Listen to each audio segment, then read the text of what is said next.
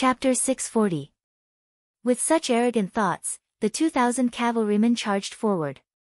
Even though they knew that there was a section between two mountains, no one had the intention to change their path. After all, if all the cavalrymen charged forward, they would be able to pass through this section in 3 minutes. In the past, they didn't know how many times they had passed through this area, but they had never encountered any danger. There wasn't any danger in the past, and there shouldn't be any now. With such thoughts, the 2,000 Baiming cavalrymen charged forward with Wei Zhen and Hu Ji as the vanguard. In less than 2 minutes, the 2,000 cavalrymen had entered the ambush area. At this moment, General Hu Ji, who was charging at the front, had already seen the mountain rocks that were 4 meters tall blocking the road. Whoa! Hu Ji, who had stopped his horse, instinctively raised his head and looked around. Logically speaking, since there were rocks blocking the road, there must be an ambush nearby. However, no matter how he looked around, he couldn't see a single enemy. He also didn't expect the enemy to suddenly appear and wave their flags and battle cries. "General, what should we do?" Seeing that their path was blocked, the vanguard cavalry had no choice but to rein in their horses and put all their attention on Hu Ji. "The situation isn't right, retreat." Hu Ji decisively gave the order to retreat. Although he could order the army to dismount and move the rocks in front of him away, he still felt uneasy. After all, the rocks were only 4 meters tall, and they should be able to remove the obstacles in front of them quickly. The soldiers naturally followed the general's lead. Since Hu Ji gave the order, the cavalrymen below nodded and prepared to retreat. At this moment, they realized that the cavalrymen behind them had caught up. Everyone was blocked in between the two mountains. "Don't move forward, everyone listen to my order, turn your horses around and retreat." Seeing that more and more people were coming, the bad feeling in Hu Ji's heart grew stronger. He was anxious to get out of here. At the same time, he looked around from time to time. Although there wasn't a single enemy in sight, he felt that there were countless pairs of eyes watching him. On the left side of the mountain, Yang Qindong was watching everything that was happening at the foot of the mountain with Squad 1 and 2. With a leaf in his mouth, Yang Qindong put down the nightmare domain in his hand and sighed. "The enemy's vanguard general is quite smart. Too bad I can't have it all." After sighing, Yang Qindong shook his head and threw the thought to the back of his mind. In the entire Great Ming dynasty, there were naturally many capable people. Moreover, there were also countless people who were good at fighting. He couldn't possibly pull everyone into his camp just because he saw them. Besides, he already had a lot of elites in his hands. Just like the Ghost Sniper team and the Wolf Fang Special Forces, everyone was 1 in 100, 1 in 1,000, or even 1 in 10,000 experts. "Bai Zhua, I have a mission for you. Kill the enemy's vanguard general for me." Yang Qindong looked to the right. A member of the Phantom Sniper squad was lying on the ground. Captain Bai Zhua was also among them. He was holding a high-efficiency sniper rifle and preparing to shoot. Although there weren't many people in the northern part of the Great Ming dynasty, they were all elites. For example, the Phantom Sniper squad and the Wolf Fang squad were brought along. As a member of the Special Forces in his previous life, he knew that real sharpshooters were made from bullets, and real elites were made from thousands of dangers. If you wanted an elite army, you shouldn't be afraid of losses. Only the mediocre would fade into the background, and the real elites would stand out. This time, he brought these two teams here to continue polishing them and training them. Often, actual combat was the best training ground. "Don't worry, 6th young master." Bai Zhua knew that this was an opportunity for him to show off, so he immediately agreed. Then, he began to adjust the muzzle and the sight. Taking advantage of this time, the third commander, Wu Sheng, led a battalion to completely cut off the retreat of the Baiming cavalry and built a simple line of defense there. This was also the reason why Yang Qindong didn't immediately give the order to attack. He didn't completely block the enemy here. If he launched a sudden attack, the enemy might escape. Since they were already here, Yang Qindong had already reserved these 2,000 warhorses in his heart. If any of them escaped, it would be a flaw, and he wouldn't allow it to happen. Baizuo first measured the current wind speed, then he adjusted his breathing. At this time, he was completely immersed in the wind. In his eyes, there was only one thing, and that was the target that was about to be killed. The stone mountain was no more than 20 meters high, and the muzzle of the gun was placed between two rocks. It was well hidden, and the distance between the two mountains was no more than 200 meters. For a sniper rifle that could shoot at a distance of 1,500 meters or even further, this was not a problem at all. Everything was ready. Baizuo's right index finger was already placed on the hook of the rifle, then he moved it bit by bit.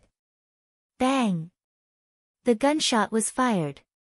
From the time Yang Qindong gave the order to Baizuo locking on to the target, it only took 6 to 7 seconds. In terms of speed, Baizuo was already an excellent sniper. Of course, if he could be faster, he would be an ace sniper. The gunshot sounded, followed by the sound of a head exploding in the middle of the two mountains. Hu Ji was dead. Without any warning, without seeing who the enemy was, without even knowing where the bullet came from, he died in a daze. Perhaps at the moment of his death, he was certain that there was indeed danger here. Baizuo's shot was like a signal flare. The mercenaries who had been lying in ambush on both sides also locked on to the target and began to fire continuously. After Hu Ji's death, one by one, the Baiming cavalrymen fell off their horses and died on the ground. Enemy attack! Enemy!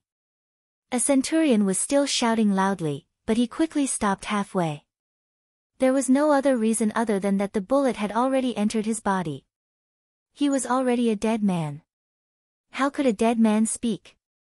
One by one, the northern Ming cavalry were hit by the bullets. They didn't even see what the enemy looked like before they fell off their horses or died on their horses. And this kind of scene seemed to be contagious. It started from the vanguard and spread all the way to the middle and rear of the army. Liang Xian, who was in the middle of the army, heard the loud gunshots. His face turned from red to white. Even if he was a fool, he would know that he had fallen into an ambush at this moment. But why were the gunshots so dense? Where did they come from? When did such a powerful enemy and opponent appear in this area? Some thoughts flashed through his mind. At this time, Liang Xian was thinking more about how to escape this place. He originally thought that this time, he would be able to obtain a great merit by just walking around. Who knew that his life would be in danger? Retreat, retreat, retreat. Seeing the soldiers in front and beside him being targeted and shot without any resistance, Liang Xian's heart was in a mess. Liang Xian's courage was about to break at this moment. He shouted loudly, and under the protection of several bodyguards, he turned around and reined in his horse, preparing to flee. But no matter how fast he was, how could he be faster than a bullet?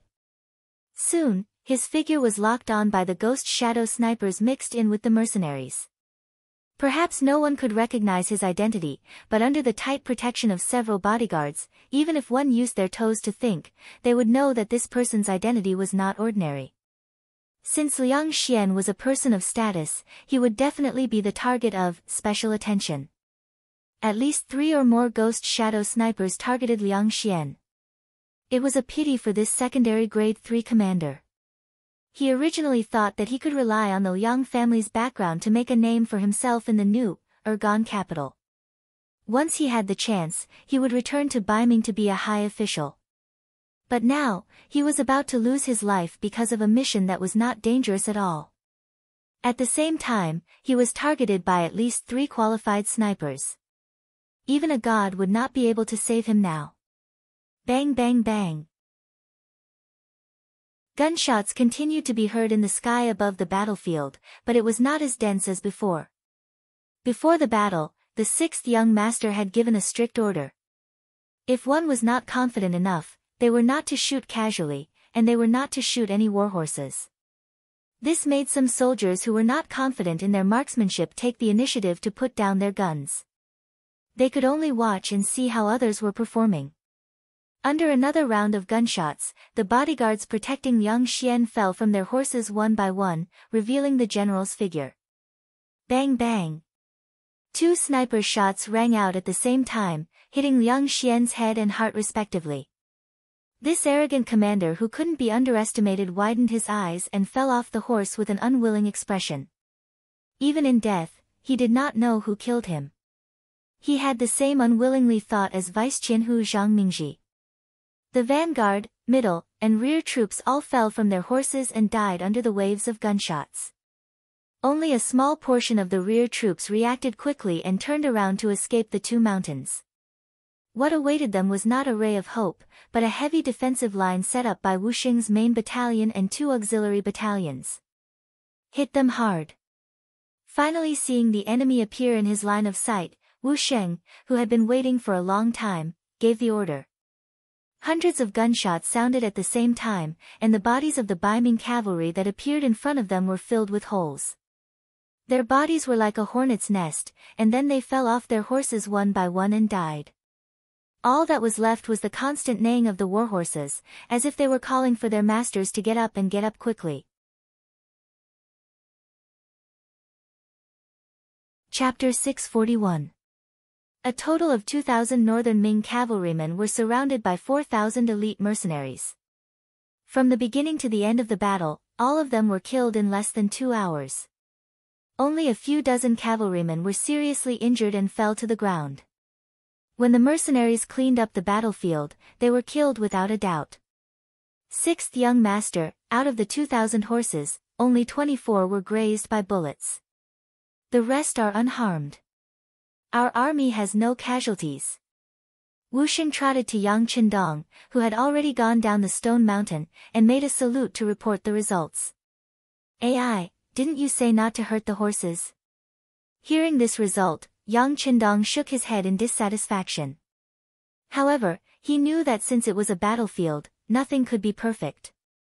"Okay, tell all the brothers to record the contributions and reward them according to their contributions. Now, take all the warhorses away and bury all the enemy corpses in the pit we have prepared long ago." The Battle of Stone Mountain was a victory. With careful planning, excellent weapons, and strong military quality, they caught the enemy off guard. They killed 2,018 enemies and captured 2,018 horses. With this victory, the mercenaries withdrew from the mountain and headed straight for Sea Town. It was time to leave. Although there was a lot of military resources, with so many horses, it wouldn't be too hard to carry the equipment. Yang Qindong, who was the first to act and the first to returned to Sea Town. After putting all the resources on the horses, he left Sea Town and went through the defense line between Twin Cities and Maoyan City. He headed straight for his new destination, Narcissus Town, which was one of the main habitats of the Swanee tribe. During the 5 dynasties, the Khitan people called the Blackwater Swanee the Jurchens. From then on, the name Jurchens replaced the Swanee. In the Liao dynasty, they changed the name to Straight Women. Whether it was Jurchens or Straight Women, the Swanee tribe was the predecessor of the Jurchens. Yang Qindong chose this location not only because he heard from Zhui Feng that there were a lot of warhorses here, but also because he remembered that the last feudal dynasty of the Great Ming dynasty was destroyed by them. He came here in advance to deal a blow to them. The Windchaser Cavalry Regiment had long understood the 6th Young Master's battle plan. After taking down the warhorses of the Twin Cities Maoyan City, they also brought their troops here. When they met up with the main force, they found out that they had actually taken down a total of 2,018 warhorses. Although more than 20 of them had suffered some damage, they only needed to rest for a while to recover. This was 100 times more effective than the 550 warhorses they had obtained and losing 50 of them. This result made the Windchaser cavalry soldiers stop looking down on them. They were all wondering what kind of methods this main force had to complete the mission so beautifully.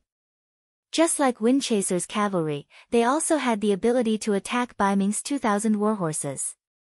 They could even guarantee that they would be the final victor by relying on their more powerful methods. However, the effect was definitely not that good. Even the Windchaser cavalry regiment was beaten half to death. Looking at the main force of the mercenaries, there was not a single casualty. This result was really hard to understand. Yang Qindong did not have the intention to explain it to them because it would not take long for the facts to be placed in front of them. When the flintlock showed its power, all words would be pale and powerless. Taking advantage of the fact that the Baiming army had not reacted, Yang Qindong had already led the main force out of the Jianzhou left guard's sphere of influence. He did not feel any psychological pressure or guilt for killing more than 2,000 Ming soldiers this time. Although the Ming army was also composed of Han people, this army could not be used by him for the time being. It might even become his enemy in the future. Of course, he would not be polite to the enemy. The Han people he wanted were not people who were willing to die for the Ming dynasty. Not to mention, Baiming Shenkuan had tried to assassinate him.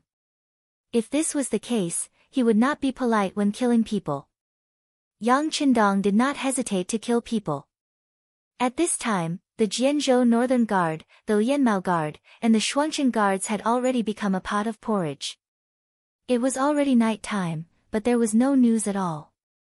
When the Twin Cities Guard's 1,000 households chief Ying sent people to Horn Mountain call, from the mouths of the ignorant commoners, they only learned of the existence of a great battle. As for who killed who and who won in the end, they had absolutely no idea. They continued to search. The 3 cities sent the most outstanding coroner. It took them a full 3 days to find the huge pit with the bodies of 2,018 people buried in the Stone Mountain area. Only then did the commander of the Jianzhou left guard, Chen Dula, know that it was a force that destroyed all their cavalry.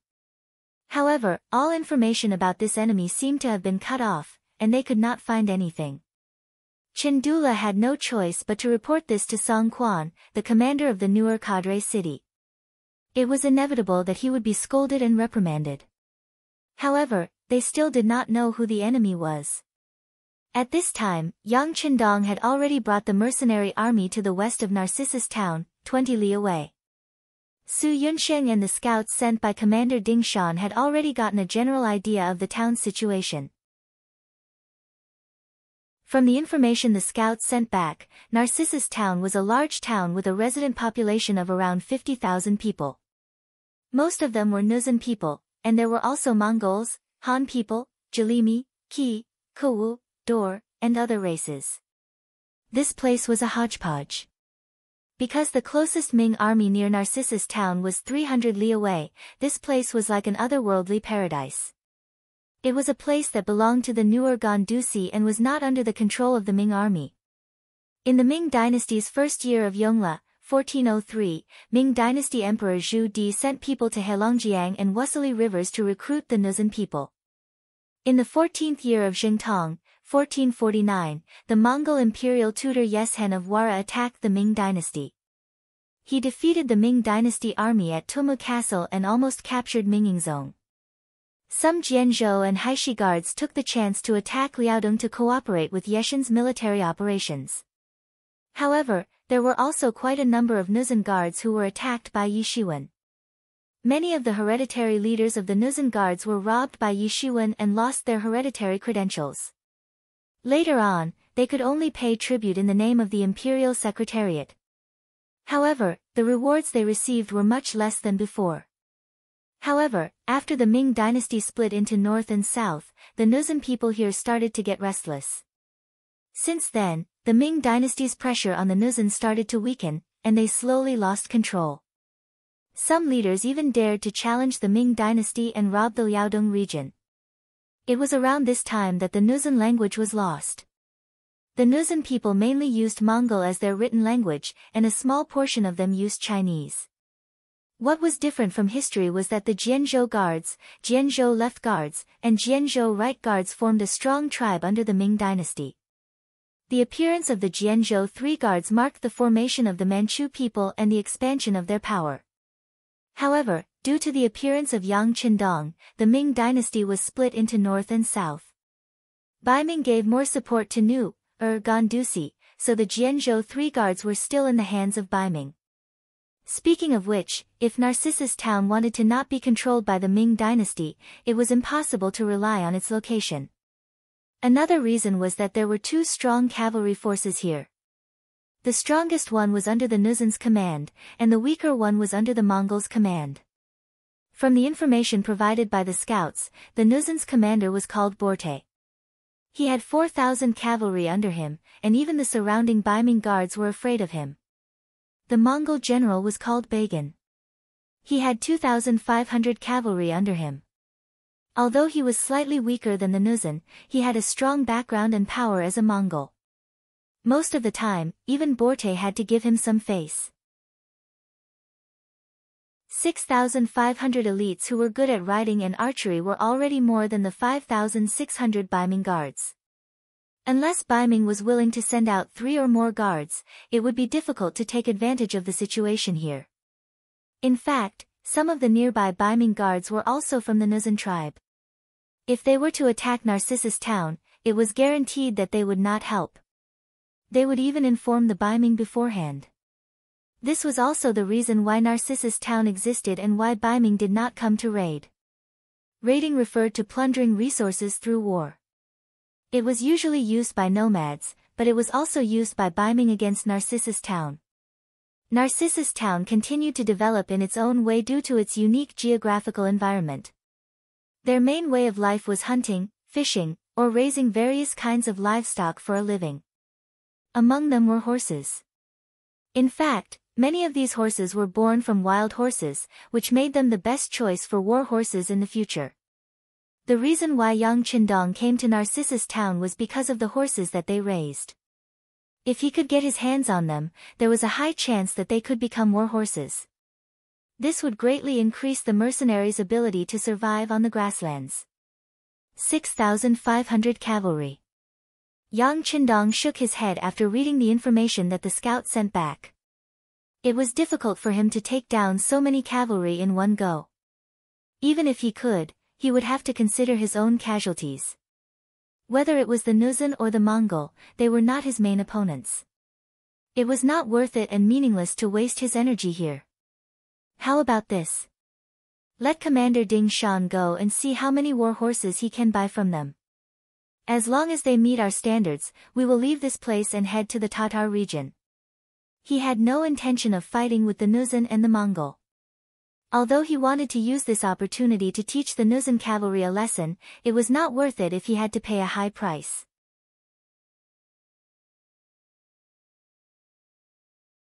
Chapter 642. Yang Qindong didn't want to make things difficult for them. Ding Shan received the order and went to Narcissus town 20 miles away. He reported his name and said he wanted to meet the general of the Nuzan division, Borte. He didn't mention Yang Qindong and the mercenaries' names because this place was ill-informed and didn't know what they were talking about. This time, Ding Shan reported that he was from the Red Banner Army. The Red Banner Army had some influence in the Nurgan Dusi region. The Nuzan cavalry reported Ding Shan's identity to the general. Borte was currently in a large house with 2 of his generals. They were discussing how to deal with the Mongol general, Bagan. During this period of time, Bagan had started to recruit soldiers again. He had actually attracted the attention of most of the young men in the town by offering them 5 taels of silver and 20 kilograms of meat for a month's service. It was said that many people had already signed up. Once Bagan's influence expanded, he would become a threat to Borte. This was something he didn't want to see. Moreover, Bagan had already broken the rules. According to the agreement, no matter who it was, they could recruit, but the standard of treatment was the same. 2 taels of silver and 5 kilograms of meat a month. Under the same standard, the townspeople could join whichever side they wanted. That being said, the Nuzan division had 4,000 cavalry while the Mongols only had 2,500. With this comparison, the people who wanted to join the army naturally knew which side to choose. Choosing the strong over the weak, this was the mentality of most people. In this way, the so-called fairness did not exist. This made Borte stronger and stronger, and Bagan weaker and weaker. Left with no choice, Bagan could only break the rules. He was willing to pay more just to attract more people to join his cavalry. A burly man was sitting to the left of Borte. After hearing the general's words, he slammed the table and said with an irritable tone, "Bagan is breaking the rules. Since that's the case, I suggest we send troops to beat him up and let him know who has the final say in Narcissus town." General Hu Lu, please calm down. Borte wasn't angry when he saw how impatient his subordinates were. Instead, he was secretly happy. He liked people like Hu Lu, who was straightforward and didn't hide anything. When he used such people, he felt more assured. General Hu Lu had already expressed his opinion. Borte's gaze fell on the man on his right. This man's name was Hui Libu, and his thoughts were clearly much deeper. Hui Libu didn't immediately express his decision. Instead, he pondered for a moment and said, "Of course we don't care about Bagan. We have 4,000 cavalrymen. As long as we attack, they won't be able to hold on for long. They will be defeated in the end. But don't forget, behind them is the powerful Mongol Empire. Although their territory is far from here, once the news spreads out, who can guarantee that they won't have any ideas about us? If a group of 5,000 Mongol cavalry comes, how are we going to deal with them? If we fight, can we win?" This. Hu Lu originally wanted to say something, but after hearing this, he had no choice but to shut his mouth. Borte let out a long sigh in his heart. The Mongol Empire was too powerful. They were so powerful that he had to think carefully before doing anything to Bagan. If the terrifying consequences were to come, he wouldn't be able to bear it. In his heart, he wanted to use Narcissus Town to develop and strengthen himself, and not attract other people to attack him. In order to achieve this goal, he didn't even forcefully recruit soldiers in the town because he knew that there would be spies from the Baiming army here. Currently, he only had 4,000 cavalrymen, so the Baiming army wouldn't see him as a threat. However, if he recruited all the men in the town, then his power would instantly increase by several times. This would naturally attract the attention of the Baiming army. When that time comes, if the Baiming army sent an army to surround him, then he wouldn't even be able to survive. Sigh, if that's the case, are we just going to watch Bagan grow stronger and stronger until he becomes a threat to us? Borte sighed and said in a dissatisfied tone. This. Perhaps we can send someone to discuss with Bagan. After all, it's not like we can't make the same offer. At worst, we can do the same. I'm sure the men in the town will still choose to join us, General Hui Libu said in a testing manner. Although due to the environment, they didn't have a lot of money, but it wasn't like they didn't have any. If they were really desperate, they could make the same offer. At worst, both sides would suffer losses. Looks like we have no choice but to do as he said. Borte nodded. This was the result he had expected. However, this way, the amount of money he had would shrink by a lot. If this continued, without enough income, he might not even be able to afford military expenses one day. Just as Borte nodded and made his decision, a soldier walked in from outside and knelt on the ground. "General, there is someone who claims to be from the 5-Star Army who wants to see you." The 5-Star Army. Borte wasn't unfamiliar with this name. He knew that this was an army of thousands of cavalrymen, and that they had some fighting power. However, that was all. After all, he was 3 times stronger than them. Yes. Did the person say what he wanted? No. The person who came called himself Ding Shan. He said he had business to discuss with you. As for what business, he didn't dare to tell us. The soldier knelt on the ground and answered truthfully. Business? He, then let him in. Borte smiled. This was a normal thing to do. This was because they could get green mouse fur, as well as things that were urgently needed outside like gerfalcon and pearls. For this reason, it wasn't strange for ordinary merchants to contact him. However, these merchants would usually appear in early spring and late autumn. It was already summer, and there weren't many merchants who still wanted to discuss business with him. With curious gazes, Hu Lu and General Hui Libu didn't move at all. They were also curious about what business this Ding Shan from the Red Banner wanted to discuss with them. The personal guard left and quickly returned. Behind him was Ding Shan, who had a smile on his face. When this person entered the room, he very humbly cupped his fist and greeted Borte and the other two. Ding Shan greets the 3 generals. Greetings to the 3 generals. Yes. Are you Ding Shan from the 5-star army? May I ask what position you hold there? Hui Libu took the initiative to ask. He also played the role of the vanguard. He couldn't let the general personally deal with the trivial matters. This lowly one's talent is limited. I am only a company commander.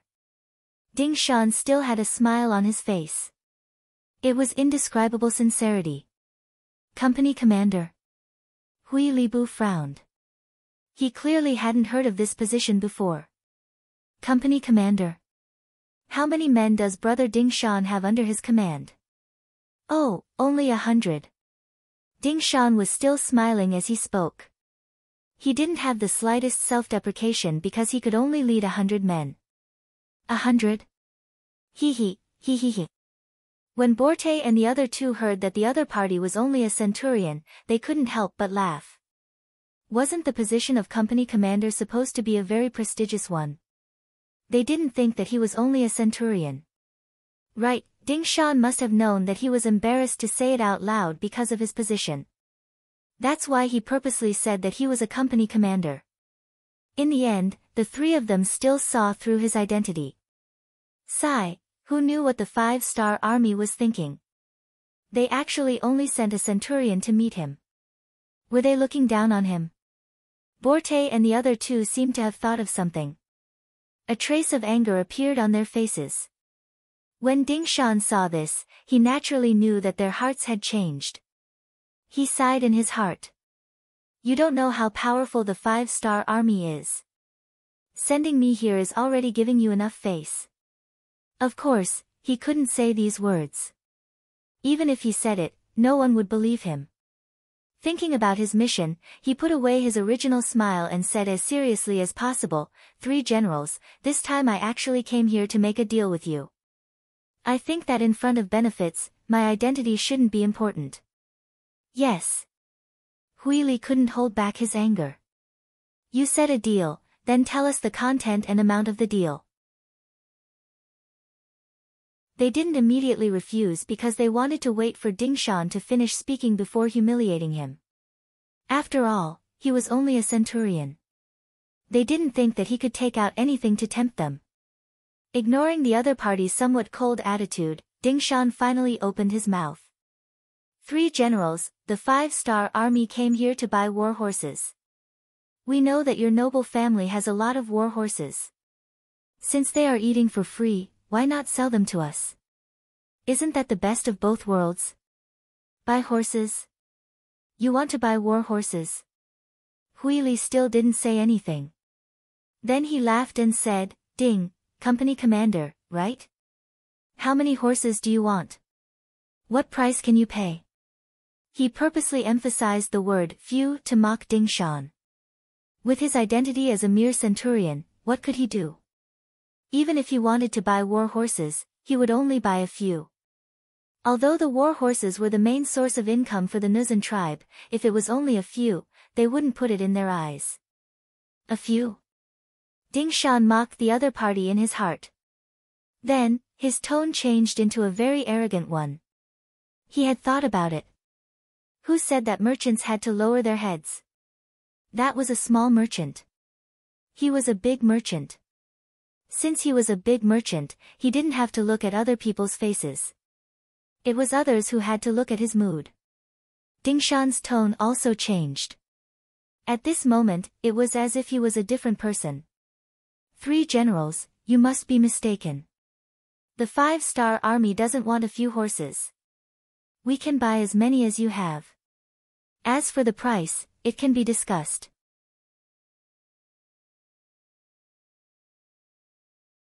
Chapter 643. Originally, she didn't care. If it wasn't for the fact that she didn't want to make enemies, she would have already kicked Ding Shan out of here.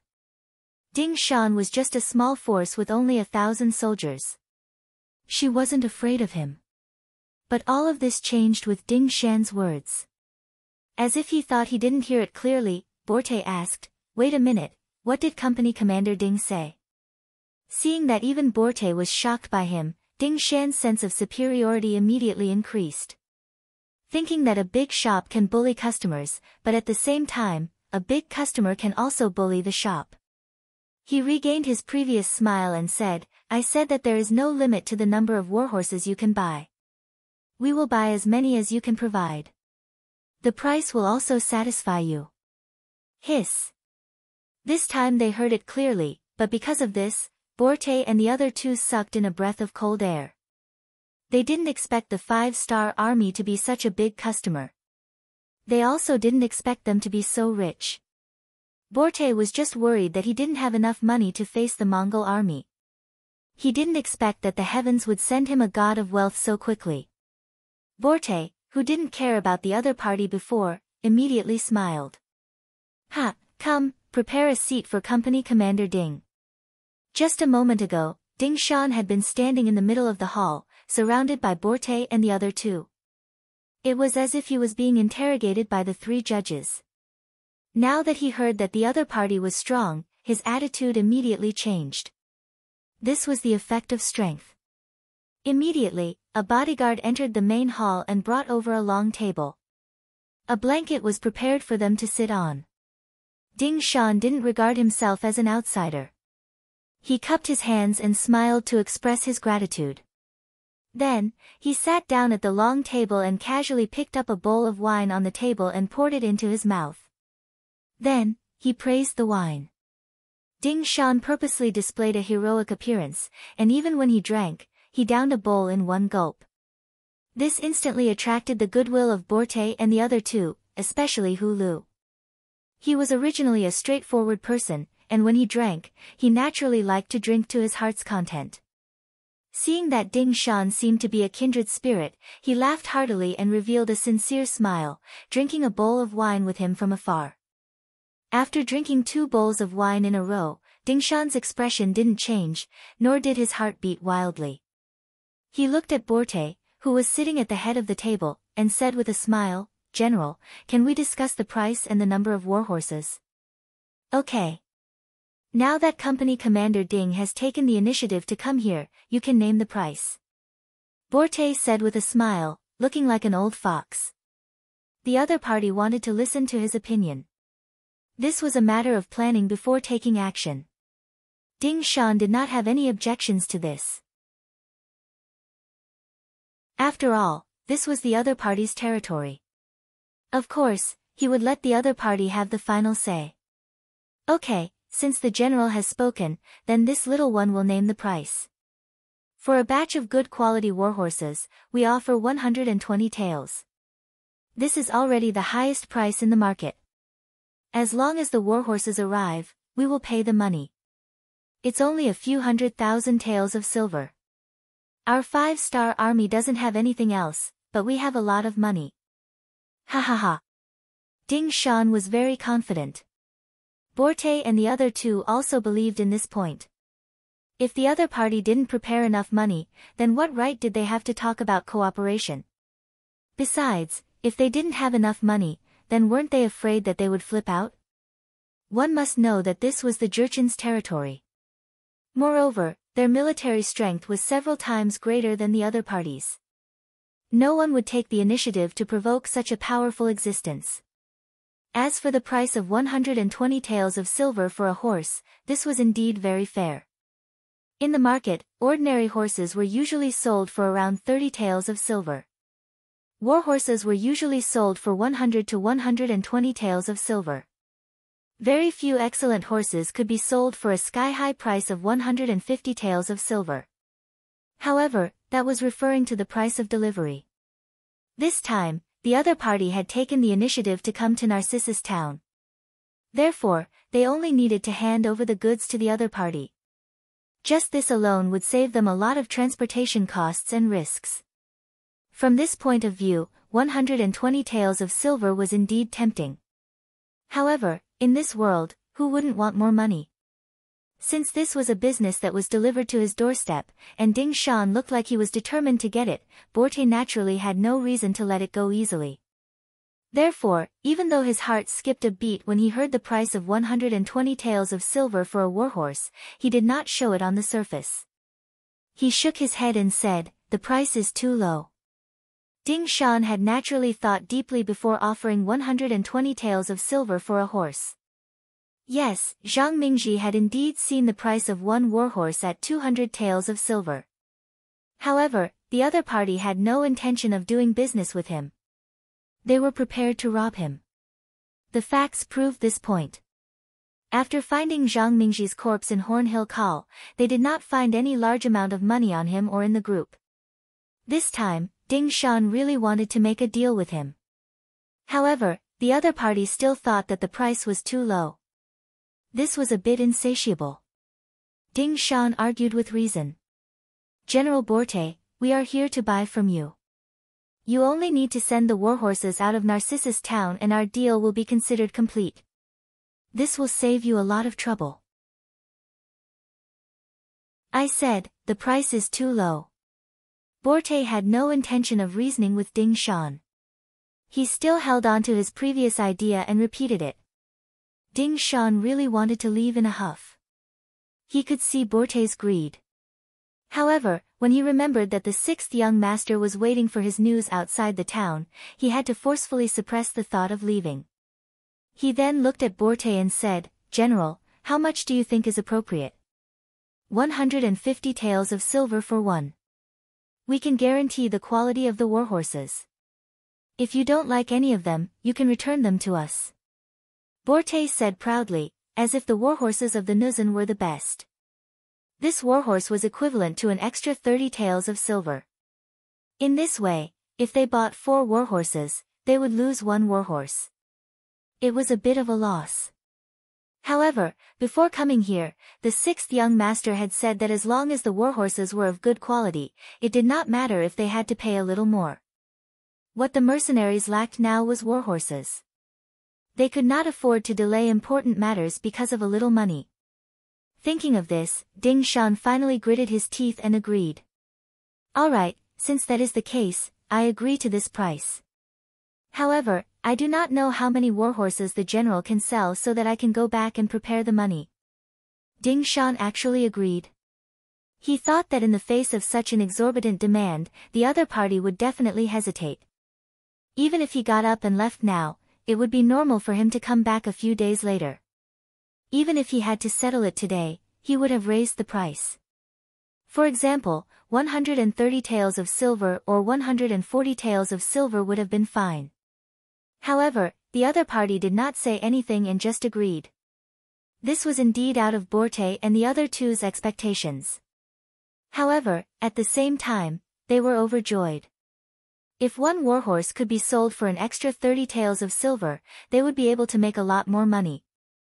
With this money, wouldn't they be able to compete with the Mongol army on the issue of new recruits? Ha, good. Company Commander Ding is indeed a straightforward person. Since that is the case, this general will also be a little more generous. I will sell you 1,000 warhorses for 150 taels of silver each. Borte laughed loudly, as if he was afraid that Ding Shan would go back on his words. He quickly settled the matter. 1,000 warhorses, this number was not low. Perhaps the Nuzan might have some extra, but the quality was good. It was not easy to get so many warhorses. This was also what made Ding Shan satisfied. Alright, the total is 150,000 taels of silver. I will bring the money to trade in 2 days. Alright, 2 days it is. Borte also agreed to this decision. Then, both sides looked at each other and laughed. After the business was finished, Borte originally wanted to ask Ding Shan to stay for a meal, but the other party said that he had something else to do and refused. After leaving the Nuzan's camp, he went to the Mongol camp. Very quickly, he also finished the business of 1,000 warhorses. The only difference was that the other party accepted the price of 120 taels of silver each. Ding Shan's actions naturally did not escape Borte's eyes. When he knew that this person had gone to the Mongol camp to do business, his expression became somewhat ugly. He originally thought that with this amount of money, he would be able to compete with the Mongol Bagan. However, the other party also sold 1,000 warhorses.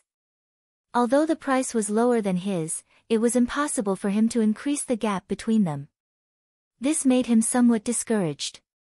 However, at the same time, he was also interested in Ding Shan and the 5-star army. This team was really rich. They were willing to spend 200,000 to 300,000 taels of silver without even blinking. This made him feel a great deal of envy and jealousy. General, I have already arranged for people to follow Ding Shan. I believe that the information regarding the 5-star army will be sent back soon. Hui Libu seemed to have seen through Borte's thoughts and took the initiative to add this sentence. Very good. Then let's wait and see how strong this 5-star army is. Don't show off your wealth. If you don't have enough strength and still dare to show off like this, then you are not doing business. You are seeking death. At this moment, Borte's ambition had already begun to swell. He was eyeing the large amount of money in the hands of the 5-star army. After Ding Shan finished the business with the Nuzan and the Mongol, he left Narcissus town and walked towards the mercenary camp 20 li away. He was the commander of a company under the direct command of the regiment. Normally, he would be a scout and scout. Naturally, he had already discovered that there was someone following him. However, he did not care. If it was in the past, he would have been more careful. Now that the 6th young master was here, their strength had increased greatly. What was there to be afraid of? Ding Shan quickly rode back to the camp. Behind him, the scout sent by General Hui Libu looked around the mercenary camp. After seeing the general situation, he also left. Not long after, the information regarding the mercenary camp was passed to Borte and Hui Libu.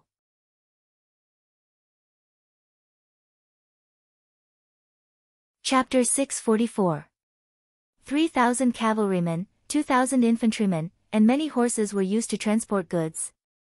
Borte and Hui Li looked at each other after hearing the report from their spies. This was different from what they knew about the 5-star army, which only had a little over 1,000 cavalrymen. Of course, if they knew that Yang Qindong had originally planned to equip all the soldiers with war horses, it would be best if each soldier had 2. However, due to the limited number of war horses, the 3 cold vanguard regiments and 2 auxiliary battalions were converted into a cavalry regiment. The remaining horses were not suitable to be war horses and could only be used to transport goods. If that was the case, they wouldn't be interested in the 5-star army. This force should be the 5-star army's newly expanded force. They shouldn't have much combat power. If we can catch them off guard, we can definitely defeat them. Not only that, we can also obtain their money, war horses, and even their soldiers. When that happens, our forces will almost double. When we face Bagan, the pressure will be much greater. Hui Li muttered to himself for a moment before becoming excited. The greater the difficulty, the greater the result. Hui Li's words coincided with Borte's thoughts. He immediately made up his mind and said with a ferocious expression, "All right, we should also make some preparations. How about this, mobilize the cavalrymen. In 2 days, we will use the trade as an excuse to take over the enemy." In the mercenary camp 20 miles away from Narcissus town, Ding Shan reported the details of his trip to Yang Qindong and the other battalion commanders. When they heard that Borte had offered 150 silvers for a war horse, many of the officers were enraged. It was obvious that they were angry at Borte's exorbitant demand. He was clearly treating them like fat sheep to be slaughtered. Yang Qindong didn't feel much about it. It was just an extra 30,000 silvers. He really didn't care about it. However, he had seen and remembered Qi Taiying's greed. Once he had the chance, he would definitely repay Qi Taiying for what he had done today. Yang Qindong only wanted to settle this matter first. He didn't want to immediately become enemies with Borte. Borte's strength wasn't weak. Unless they used firearms, they wouldn't be able to take advantage of him. Besides, even if it was just because of 30,000 taels of silver, there was no need to start a war. This excuse was not enough. However, no one expected that an excuse would appear so quickly. Su Yunsheng, the commander of the reconnaissance battalion, appeared in the large tent and delivered the news he had just received from Narcissus town to Yang Qindong and the other officers. Sixth young master, Nuren is making a move. Our people spent a lot of money to get in touch with some of the Nuzan's cavalry. We just got the news from their mouths. In 2 days, they will be moving out in full armor. As for who the target is, the higher-ups didn't say. As soon as Su Yunqing entered the tent, he reported the first-hand information that the scouts had received. Armor was usually only worn during military operations.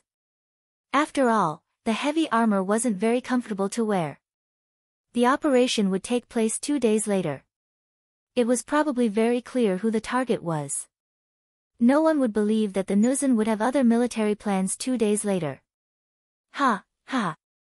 Yang Qindong couldn't help but laugh when he heard the news.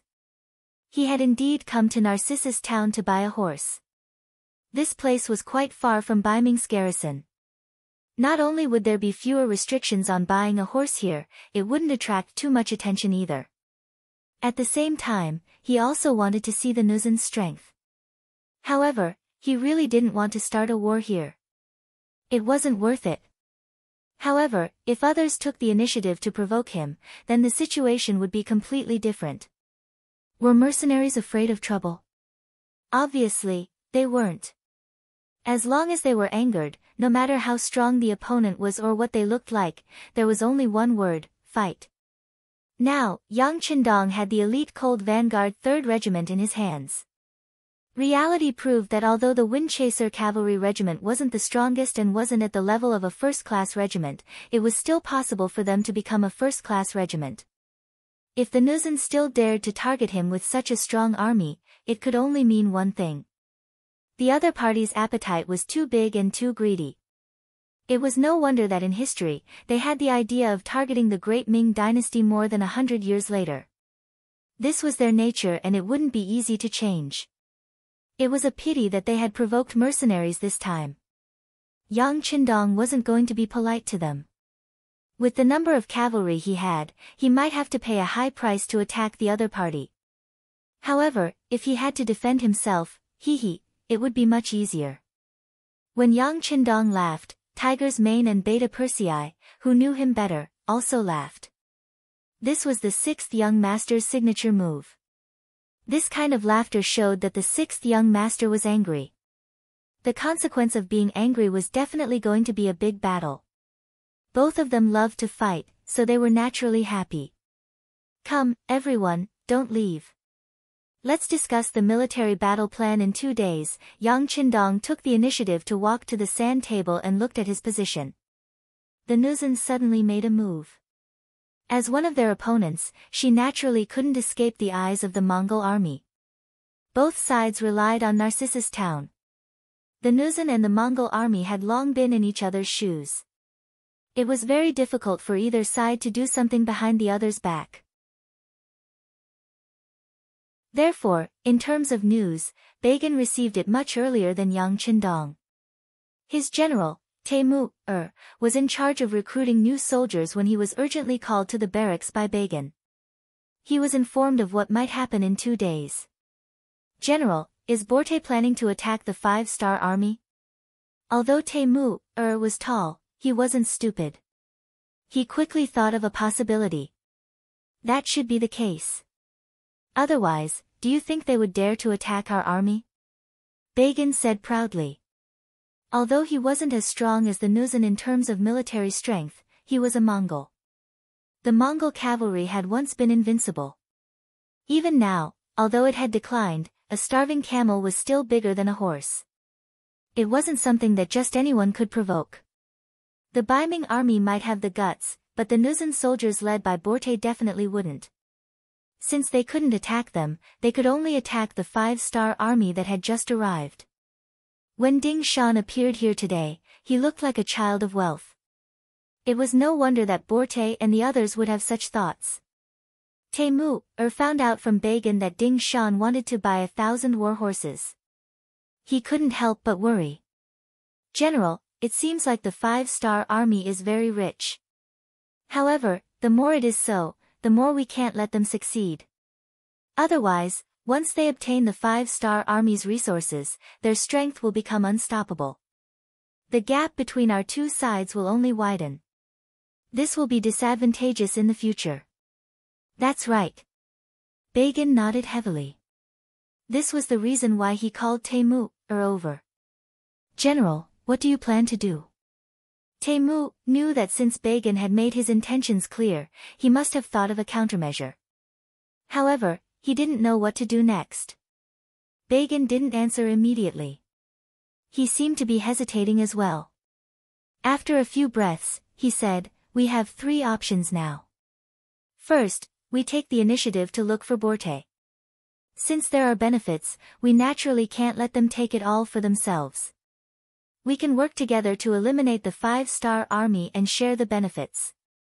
Second, we can work together with the 5-star army and fight Borte together. This way, we can achieve our goal of severely injuring him. From then on, we will become the strongest force in Narcissus Town. Third, we can secretly inform the 5-star army of Borte's intention to attack and wait until both sides are heavily injured before we suddenly attack and reap the benefits." There were 3 options to choose from. At this moment, Temu was silent. He was considering the feasibility of the 3 options in his mind. The first option didn't seem to make sense. They could obviously take all the benefits for themselves. Why would the Nuzan share the benefits with them? At least if it were them, they definitely wouldn't be willing to share the benefits with others. As for the second option, although it might severely injure the Nuzan, the benefits would be very limited. Without money, they wouldn't be able to expand. If Narcissus Town didn't have a strong force, it would only attract the attention of the Baiming army. It might even cause them to send troops to deal with Narcissus Town. On the other hand, there was only the third option. If it went well, not only would they be able to get rid of Borte, but they would also be able to obtain enough money from the 5-star army to develop themselves. As long as they had money, they would be able to attract more people to join them. Once their force grew, it would be much more difficult for the Baiming army to deal with them. This was the only way for them to develop and survive. The third option. Temu made his decision after weighing the options in his mind. Very good. Bagan laughed and nodded. It was obvious that he was leaning towards the third option. Now that he had reached an agreement with Temu they could go and make preparations. They were like the mantis stalking the cicada, unaware of the oriole behind. Not long after the 2 generals reached an agreement, a Mongolian scout quietly left Narcissus Town and went to the mercenary camp 20 miles away. He passed on the news that Borte might deal with them in 2 days. In the tent, Tiger's Mane politely sent the Mongolian scout away. He then returned and stood beside Yang Qindong. "Young master, you've guessed correctly. It seems that the Mongolian army has a lot of ideas. This is a world where the strong prey on the weak. It's normal for them to have a lot of ideas. The key is still strength. Without enough strength, even if you're smart, you can only protect yourself." Yang Qindong maintained a confident smile on his face. He had said before that it was impossible for the Mongolian army to not interfere in such an important matter. Not long after he said that, they indeed made their move.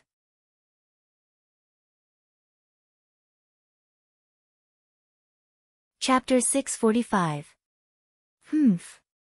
If you want to take advantage of us, then you should be prepared to be swallowed by us. Yang Qindong's eyes flashed with wisdom. If the Mongol army did not have any intentions of attacking them, he would not spend so much effort to deal with them. However, since they had such thoughts, he could only give them a taste of their own medicine. What Mongol background? This might be able to scare the Nuzan, but it was not enough to enter Yang Qindong's eyes at all. If they made him unhappy, he could also deal a heavy blow to the Mongol army. As long as General Bagan wanted to deal with him, the mercenaries would not hold back in the slightest. In this regard, Yang Qindong had already made preparations. 2 days was more than enough for him to complete his plan. The Nuzan cavalry was actively making preparations. It was not that Borte did not think that the 5-star army would resist, but in his opinion, the Nuzan cavalry was the strongest cavalry in the world. If they really fought, even the Mongol cavalry would not be their match. There was no way they would lose this battle. If they succeeded in their surprise attack, the battle would be over in less than 2 hours. On the other hand, the problem was Bagan's 2,500 cavalry. If this person interfered, it would be troublesome. As a precaution, Borte purposely left General Hui Libu behind and gave him 1,000 cavalrymen to keep an eye on Bagan. Once Bagan made a move, he was to restrain him. Although they didn't have the advantage in numbers, they didn't intend to severely injure Bagan. As long as they could keep Bagan in the vicinity of the town, they could wait until the 5-star army was completely annihilated. Bagan would then tactfully become obedient. As a result, they only sent 3,000 cavalry to fight the mercenaries. Hulu was the vanguard, while Borte led the middle. Regarding this, Yang Qindong was not very clear. After all, the scouts he sent out only knew that the Nuzan cavalry had a mission. As for what the mission was, they would not know until the morning of the day after tomorrow. But whether it was 3,000 or 4,000 enemies, Yang Qindong wasn't afraid. It was just a defensive battle. Even if Borte and Bagan joined hands, he wouldn't be afraid. Time passed bit by bit. On the surface, the 5-star army did not make any movements during the day and seemed to be waiting for the transaction 2 days later. However, as soon as night fell, the army began to get busy. Ding Shan's direct cavalry regiment was also responsible for the role of sentry posts. They would chase away the Nuzan cavalry who were responsible for scouting until the sun came up, and they would only let them in again after daybreak. This practice did not arouse the suspicion of others. After all, everyone was afraid of being attacked at night. For the sake of safety, the vigilance at night was stricter than during the day. This was understandable. Therefore, this matter was only reported to Borte symbolically. Nobody paid any attention to it. They were completely unaware that a large number of mines had been quietly buried in the front of the mercenary camp. A portion of these mines had been modified by Crimson City's ordnance stones in the later stages. They were called passive detonation mines, or passive mines. These mines weren't very powerful, but they could be used to deal with cavalry. They played a role in disrupting the morale of the troops. The biggest difference between passive mines and active mines was that the latter would explode when stepped on, while the former required a long rope to detonate. This could greatly ensure that the mines wouldn't hurt their own people. This was the new technology of the time. For example, the Great Ming Dynasty had already had mines. They buried a type of gun underground. When stepped on, it would detonate. The lethality wasn't very high, but it was enough to give people a headache. The appearance of passive landmines had indeed greatly improved this technology, ensuring that mercenaries could continue to advance in this era. In the future, as they continued to develop, remote-controlled landmines would also appear, which would greatly increase the distance of detonation. That would be the true power of this technology. While burying the mines at night was one thing, cavalry soldiers were also quietly sent out. They left the camp and disappeared into the night. In just 2 nights, the original Windchaser Cavalry Regiment, Cold Vanguard Regiment, and 2 auxiliary battalions had all left. The only ones remaining in the camp were Yang Qindong's 4 auxiliary battalions. Regarding Yang Qindong leaving so few soldiers by his side, both Windchaser Regiment and Commander Wuxing expressed their objections. Regarding this, Yang Qindong acted as if he didn't hear anything. He only instructed them to fight according to the plan. This was especially true for Wuxing's 3rd Regiment. This was their first time on horseback and they had given up on the most advanced firearms. If they couldn't adapt well, the danger factor on the battlefield would increase by a lot. It wasn't that they couldn't use firearms on horseback, but they would definitely lack stability and accuracy. Therefore, Yang Qindong's request was that unless they were confident, they should fight with cavalry swords. Since they were cavalry, they should be used to fighting on horseback and using cold weapons to hack and slash. Under Yang Qindong's insistence, the main force was finally sent out. Only 4 auxiliary battalions were left. They were led by Commander Lu Zhuo. Lu Zhuo was left behind. When he woke up on the morning of the third day, his entire body was filled with nervousness and excitement. Yang Qindong saw all of this and couldn't help but smile. "Commander Lu, don't be so nervous. Everything is ready. You just need to do what you normally do in battle and training. Yes, don't be nervous. Sixth young master, I'm just excited. Thank you for trusting our auxiliary soldiers and handing the heavy responsibility of protecting your safety to us." Lu Zhuo really wasn't nervous. He had fought dozens of battles, big and small. The nervousness of a new battlefield wouldn't appear on a veteran like him. But just as he said, he was truly excited. Yang Qindong had sent out all of the main force and only left 4 auxiliary battalions at home. If this wasn't trust in the auxiliary soldiers, then what was it? In reality, it was impossible for only 4 auxiliary battalions to be at home. For example, Guard Squad 1 and 2 and Ghost Sniper Squad were all left by Yang Qindong's side. These people added up to nearly 100. In reality, their strength was several times greater than their own. With these people around, Yang Qindong could be said to be safe enough. But if Lu Zhuo was willing to think this way, he naturally wouldn't correct him. "Good, it's good that you know this young master trusts you. Since it's like this, perform well today." Yang Qindong chuckled. Then, he looked at Ding Shan, who had been standing beside him for a long time, and said, "Company Commander Ding, it's about time. You can leave now. Remember, don't be rash. Just follow the plan and there won't be any problems." "Yes, sixth young master, I will remember." Ding Shan was a little nervous and nodded respectfully. This was the 6th young master. To be able to be remembered and stand beside him for a while was something to be proud of. Everything was ready, except for the east wind. This east wind referred to the arrival of the transaction time. After Ding Shan received the order, he led a company of his subordinates and rode out of the camp with the 150,000 taels of silver, rushing towards the area 10 li ahead. At the same time, the Nuzan cavalry in Narcissus town also started to move. General Hulu was the vanguard, and Borte was the center of the army. They brought 3,000 cavalrymen out of the town. Only General Hulu was left behind to watch the Mongol cavalry's every move. Borte has left. Humph. How arrogant. He didn't even see an extra warhorse. It's obvious that he wants to make a move. Temu brought a few soldiers and watched the Nuzan cavalry leave the town. Then, he returned to report to Ba Zhen. "Very good. Looks like our guess was right.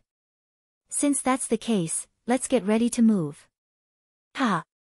Ba Zhen chuckled. At this moment, his eyes were filled with excitement. If this matter was settled well, Narcissus town would be his leader in the future. The Mongol cavalry under his command would also welcome a great opportunity for development. Temu nodded heavily and turned around to gather the troops. Previously, to prevent their intentions from being discovered by the Nuzan, they didn't even tell the cavalrymen that there was a battle mission today. It would take some time to gather the troops now. Borte set off. 3,000 cavalrymen marched out until they were about 10 miles away from the 5-star army. That was also the location of the transaction that both sides had agreed on. It was about 10 miles away from each other's territory. No one had to worry about an ambush. In reality, neither side had arranged any troops to ambush within 10 miles. Borte didn't care about it. As long as his cavalry charged forward, what kind of enemy would be their match? Yang Qindong had prepared enough backup plans. He was worried that he would alert the enemy. Naturally, he didn't arrange any troops to ambush them at the location of the transaction. Therefore, when both sides appeared here in the dark, they were very calm. However, when Ding Shan looked forward and saw that General Hulu, who had drunk a bowl of wine with him, didn't even bring an extra warhorse, he couldn't help but frown. "General Hulu, I've brought the silver. Where are the warhorses we need?" "Ha ha ha, the warhorses are right in front of you. We're riding on them. How about it? They're all good breeds, right?" Hulu chuckled and said shamelessly. Hulu's vanguard was exactly 1,000 cavalrymen. It was the same as the 1,000 warhorses they had agreed on. Although the numbers were correct, Ding Shan didn't believe it. His expression turned cold as he asked, "General Hulu, it's rare for you to drink to your heart's content. How can you be so unreliable? Since you don't have any sincerity, then we'll talk about it when you do. Let's go." Ding Shan was very decisive. He led the 100 cavalrymen and left without any hesitation. From how quickly they retreated, it was obvious that this wasn't a decision they had just made. They had been prepared for this for a long time.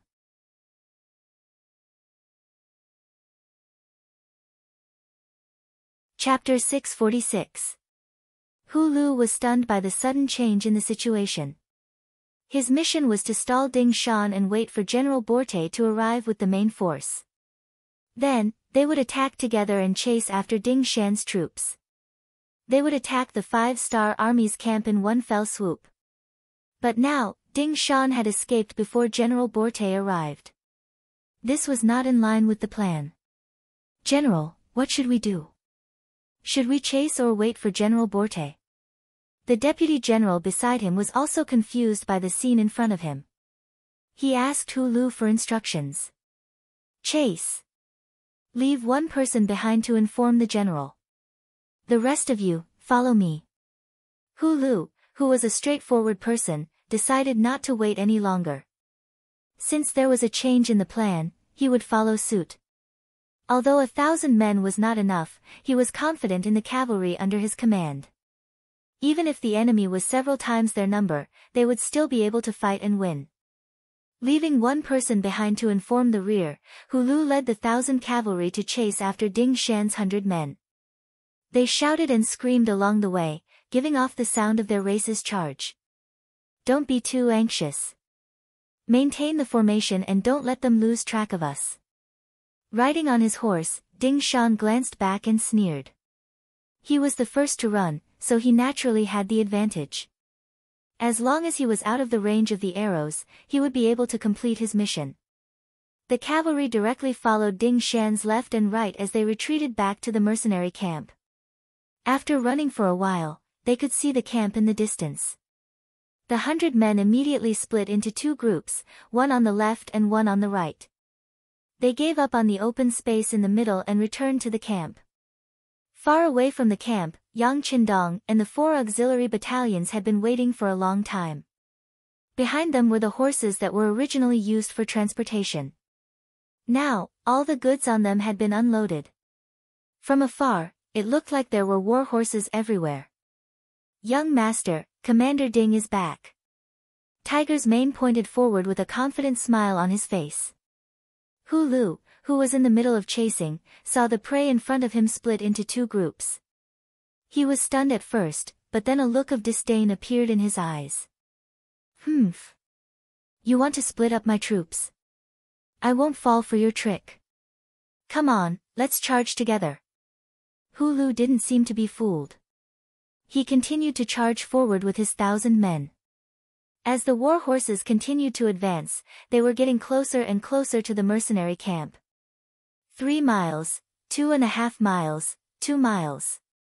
When they finally reached the distance of 2 miles, deafening roars suddenly rang out beside the charging Nuzan cavalrymen. Finally, a cavalryman stepped into the minefield and detonated the mines buried there. Boom boom boom. Boom boom boom. There was a sudden explosion in the midst of the cavalry. In an instant, countless cavalrymen were blasted off their horses. Those who were on top of the landmines were blasted into the air along with their horses. Even the aftermath of the landmines injured countless Nuzan cavalrymen, causing them to wail in pain as they fell off their horses. Damn it! They had only advanced about 100 meters, but they had already paid the price of nearly 100 riders. This made Hulu gnash his teeth in anger. Seeing that they were still some distance away from the mercenary camp, he had no choice but to give the order to stop moving forward and gather his troops in place. As soon as Hulu's vanguard stopped, the 2,000 cavalrymen led by Borte rushed over. Seeing the mess on the ground and the many injured cavalrymen, Borte rode forward and asked coldly with a frown, "What happened?" They cheated." Hu Lu didn't know how to explain, so he simply attributed everything to the enemy's trick. Cheated? Borte was stunned at first, but after he heard what happened from Hu Lu, his face turned ugly. So they were prepared. Humph. Do you really think that you can stop the advance of our cavalry with that explosive thing on the ground? Borte's face was filled with disapproval. Although the 5-star army's trick did hurt his troops, it was still a battle between the two sides. In the end, it was still a battle between two armies that depended on strength. It was still a real battle, and tricks were only supplementary. Besides, that thing had already exploded once, and it was impossible for it to explode a second time. How many cavalrymen did he have? Even if he sent them out one by one, they would still be able to cover a distance of 2 miles. At that time, it would be time for them to raise their butcher's knife and start a massacre. Oh right, you said that Ding Shan didn't retreat to the middle, but to the sides. You didn't see anything exploding there, right? Although he didn't think so, it was better to not sacrifice himself if he didn't have to. Borte thought of something and asked Hu Lu. Yes, they went to the sides, so it was very safe. Thinking back to Ding Shan's retreat route, Borte thought that the enemy wanted to divide his troops. They already knew that there was something buried underground. Okay. Borte didn't care so much at this moment. He only knew that if the enemy could leave, they could also leave. Since that's the case, we will also split into 2 groups. You lead one group, and I will lead the other. We will rush in from both sides and outflank them. At that time, we will definitely let those people know that we, the Nuzan cavalry, are not to be trifled with. Borte's face was burning with anger. In such a short time, more than 200 of his brothers had died, which clearly angered Borte. Yes. Hu Lu's face was also filled with anger. It was rare for him to be at a disadvantage like this. If the two sides met face to face, no matter what the result was, he would be able to accept it. If he couldn't win, then it was because his skills weren't as good as the enemy's. But to be able to succeed with a trick like this really made him feel bitter. The less than 3,000 cavalrymen began to split up. Borte went to the left, Hu Lu went to the right, and the 2 groups of cavalrymen began to advance from the sides, as if they were going to outflank the enemy. Young master, they are learning from Company Commander Ding. Tiger's Mane's eyesight was still very good. As soon as the other side made a move, he saw through it. At this moment, Yang Qindong was sitting on a bamboo chair. He didn't know where he got a paper fan in his hand. From time to time, he would brush it twice. At this time, Fan Xian really looked like Zhuge Liang on TV. He was completely strategizing and winning from 1,000 miles away. Listening to Tiger's Mane's words, Yang Qindong nodded lightly. This is originally a checkmate. No matter what choice they make, it is destined that there will only be one result. These words were said very calmly, without any emotion, as if the next thing to die in front of him was not 3,000 cavalrymen, but 3,000 ants that had nothing to do with him. These words were not just empty words. After 2 days of preparation, Yang Qindong really set up a dead end here. Even if the other side wanted to jump out now and did not want to fight anymore, it was still a dead end.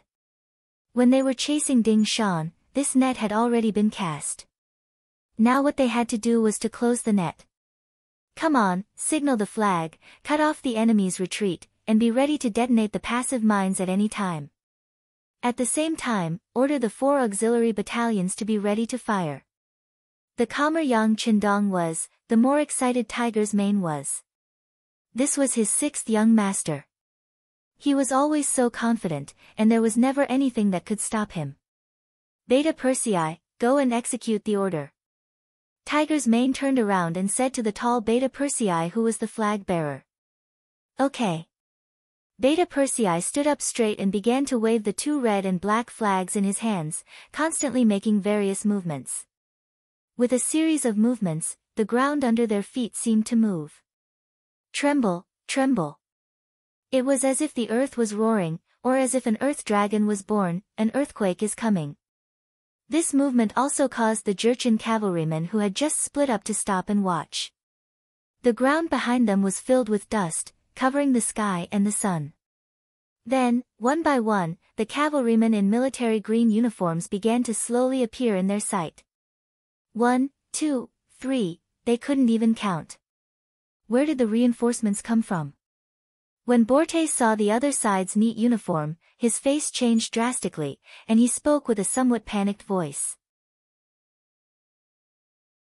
Didn't the scouts say that the 5th Star Army only had 3,000 cavalrymen? If that was the case, then where did the cavalrymen behind them come from? Could it be that the information was wrong, or, no matter what, he was still a general who commanded an army? Borte's brain worked very quickly. After thinking for a while, his eyes suddenly lit up. He looked forward and said, I know, they sent all the cavalrymen behind us, and there aren't many enemies in front of us. They want to attack us from both sides. General, what should we do? The Jurchen cavalrymen who followed Borte all asked with an ugly expression. It was supposed to be a one-sided massacre. Even if they encountered some resistance, it should be sporadic. How did they become dumpling fillings and were about to be wrapped up? The most frightening thing in a war was unexpected situations, because it often meant that one side had miscalculated. It meant that they had lost their innate advantage in wisdom and strategy. The unknown was the most frightening thing. Some people were already worried about what kind of serious consequences the general's miscalculation would bring to them. In other words, because of the unexpected situation, the Jurchen cavalrymen's morale was already unstable. If this situation was allowed to develop, it might cause the morale of the cavalrymen to drop. If that happened, no matter how many soldiers they had, they wouldn't be able to fight back. Borte was very clear about this, and he naturally didn't want to see this happen. He immediately shouted, Don't be afraid, the enemy's main force is behind us, and there aren't many enemies in front of us. As long as we are fast enough, we can completely defeat the enemy's main force. Then, we will be able to gain a foothold, turn around, and destroy the enemy behind us. Victory will be ours.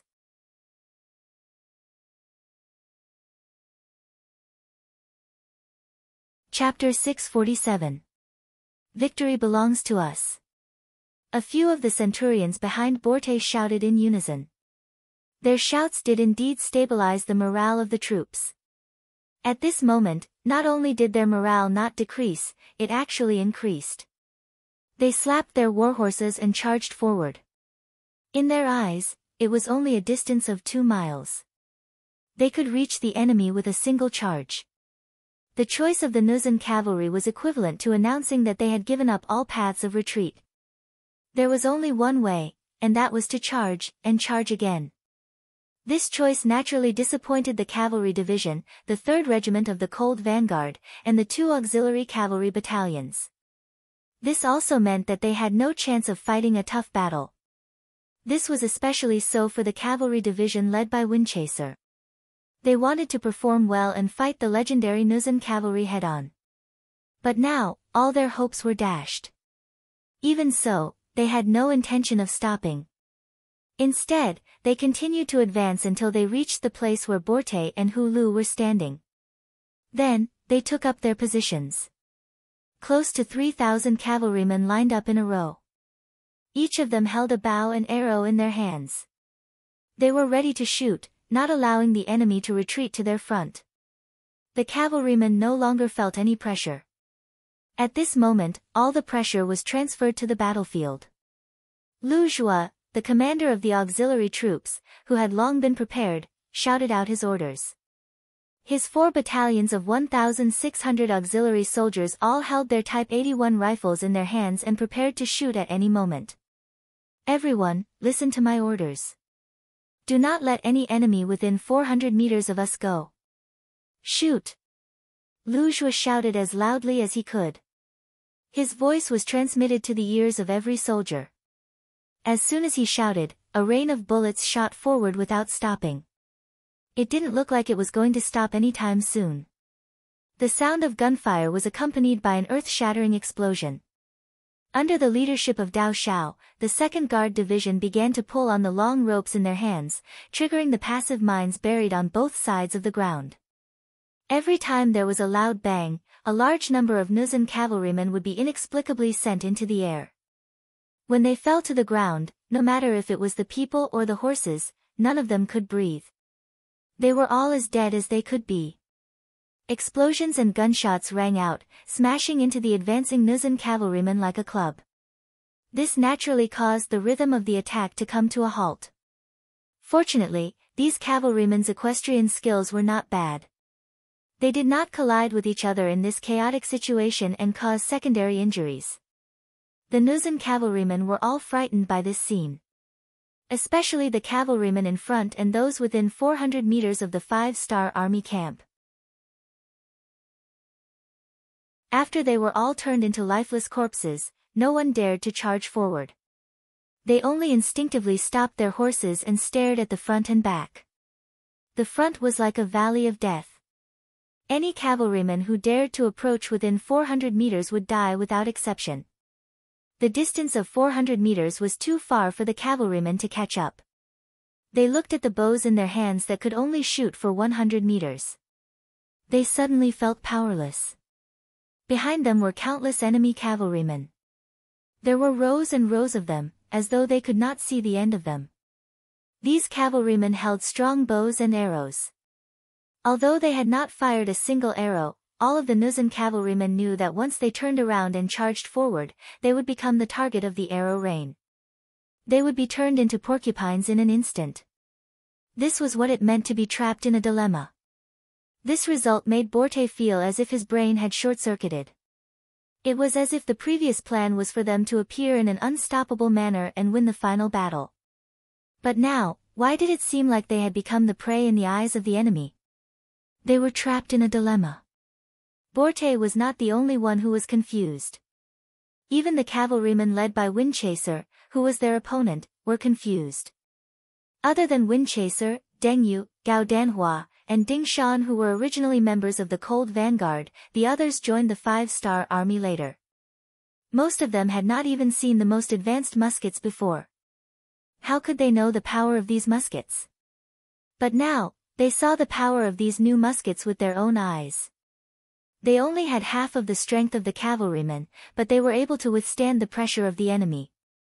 The enemy did not dare to charge past the last 400 meters, forming a natural chasm of death. It was no wonder that the 6th young master had been so calm and confident. It was no wonder that they were able to achieve a great victory without injuring a single person when dealing with the 2,000 cavalrymen of the Jianzhou left guards. It was no wonder that the Cold Vanguard soldiers, who were infantrymen, were so arrogant when facing the faster and fiercer cavalrymen. It turned out that this was their trump card and their true combat strength. Sighs, admiration, envy, and all kinds of emotions burst out at this moment. At the same time, depression, fear, and trembling emotions appeared one by one on the Nuzan cavalrymen. In just a short while, 600 to 700 of the 3,000 cavalrymen had died in battle. This was because they had stopped moving forward in time. Otherwise, there would have been even more people who would have died. Faced with this unexpected situation, Borte and Hulu were at a loss as to what to do. They were at a loss as to what to do next. Heaven and earth were not benevolent, but they would always leave people with a chance to live. Just like now, after receiving Tiger's main signal, Beta Persei put down the black and red flags in his hand and shouted loudly, "Listen up, our young master is benevolent and will give you a way to live. Put down your weapons and lead your horses out to surrender. Otherwise, we will kill 10 of you every minute until you are completely wiped out. Choose for yourself whether you want to live or die." Beta Persei repeated his words twice to make sure that the other party could hear him clearly. Only then did he close his mouth in satisfaction. Although he did not move a finger in today's battle, nor did he kill a single person, he felt extremely good in his heart. Think about it, he was the one who made the flag signals, which gave him the feeling of commanding an army of thousands of men and horses. He was the one who persuaded them to surrender, which gave him the feeling of being in control of life. And no matter which one it was enough to satisfy Beta Persei. Yes, Beta Persei was persuading them to surrender, which was naturally Yang Qindong's intention. In order to reach into the Walla's territory, the front line was thousands of miles away, so there was naturally no need to count on replenishing the troops. In such an environment, how to create his own forces and achieve the mission of military goals became the problem that Yang Qindong needed to think about. After thinking about it for a long time, strengthening the army became a must. Without enough troops, not to mention whether they could win the war, who would be able to defend the territory they had conquered? People were the foundation of development, and Yang Qindong put this idea on the Nuzhen cavalry. This was an ambitious tribe, as well as a horse-riding tribe with powerful combat strength. In later generations, there was a saying that the Nuzhen were undefeatable. But that was a matter for the future. Right now, they were only focusing on the small piece of land in front of them. Now, they were still thinking about how to survive and develop. Take them under your wing before they have any ambitions. Then, they won't be a hindrance to your development in the future. Instead, they will only be of help. Setting up this trap was to absorb more captives from the Nuzhen cavalry. This was why Beta Persei shouted and why Borte was in a dilemma. Beta Persei's roar spread out, but there was no immediate answer. After all, to be able to become a cavalry, they were somewhat proud. It was unrealistic to expect them to surrender in the face of difficulties. Of course, if they surrendered so easily, it would be difficult for such an army to achieve anything, and they would not be valued by Yang Qindong. After 2 rounds of fighting, the battlefield fell into a strange silence again. After a minute of silence, the members of the Ghost Sniper team opened fire. They did not use their usual sniper rifle, but the most common Type 81 assault rifle to begin their roll call journey.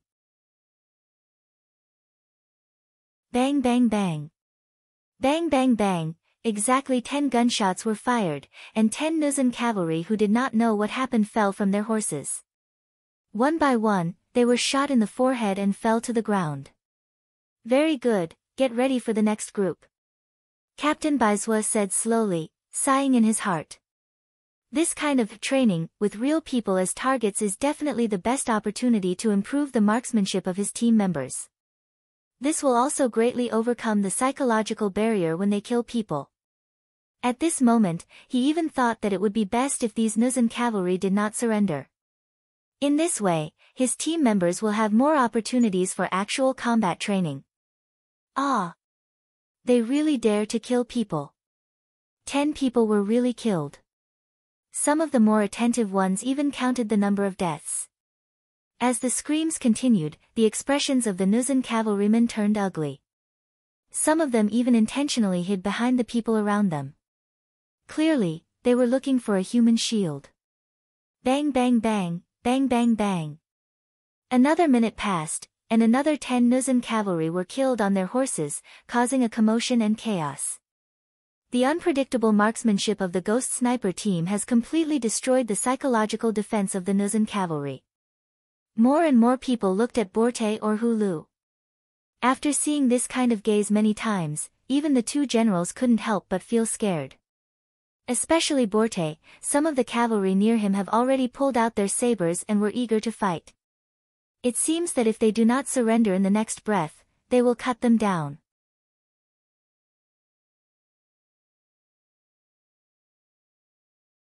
Chapter 648. What do you want to do? Feeling the dangerous atmosphere around him, Borte asked with a lack of confidence. It's true that he's a general, but in the face of life and death, he doesn't think that this identity is useful. No one said a word. More and more cavalrymen got closer and closer.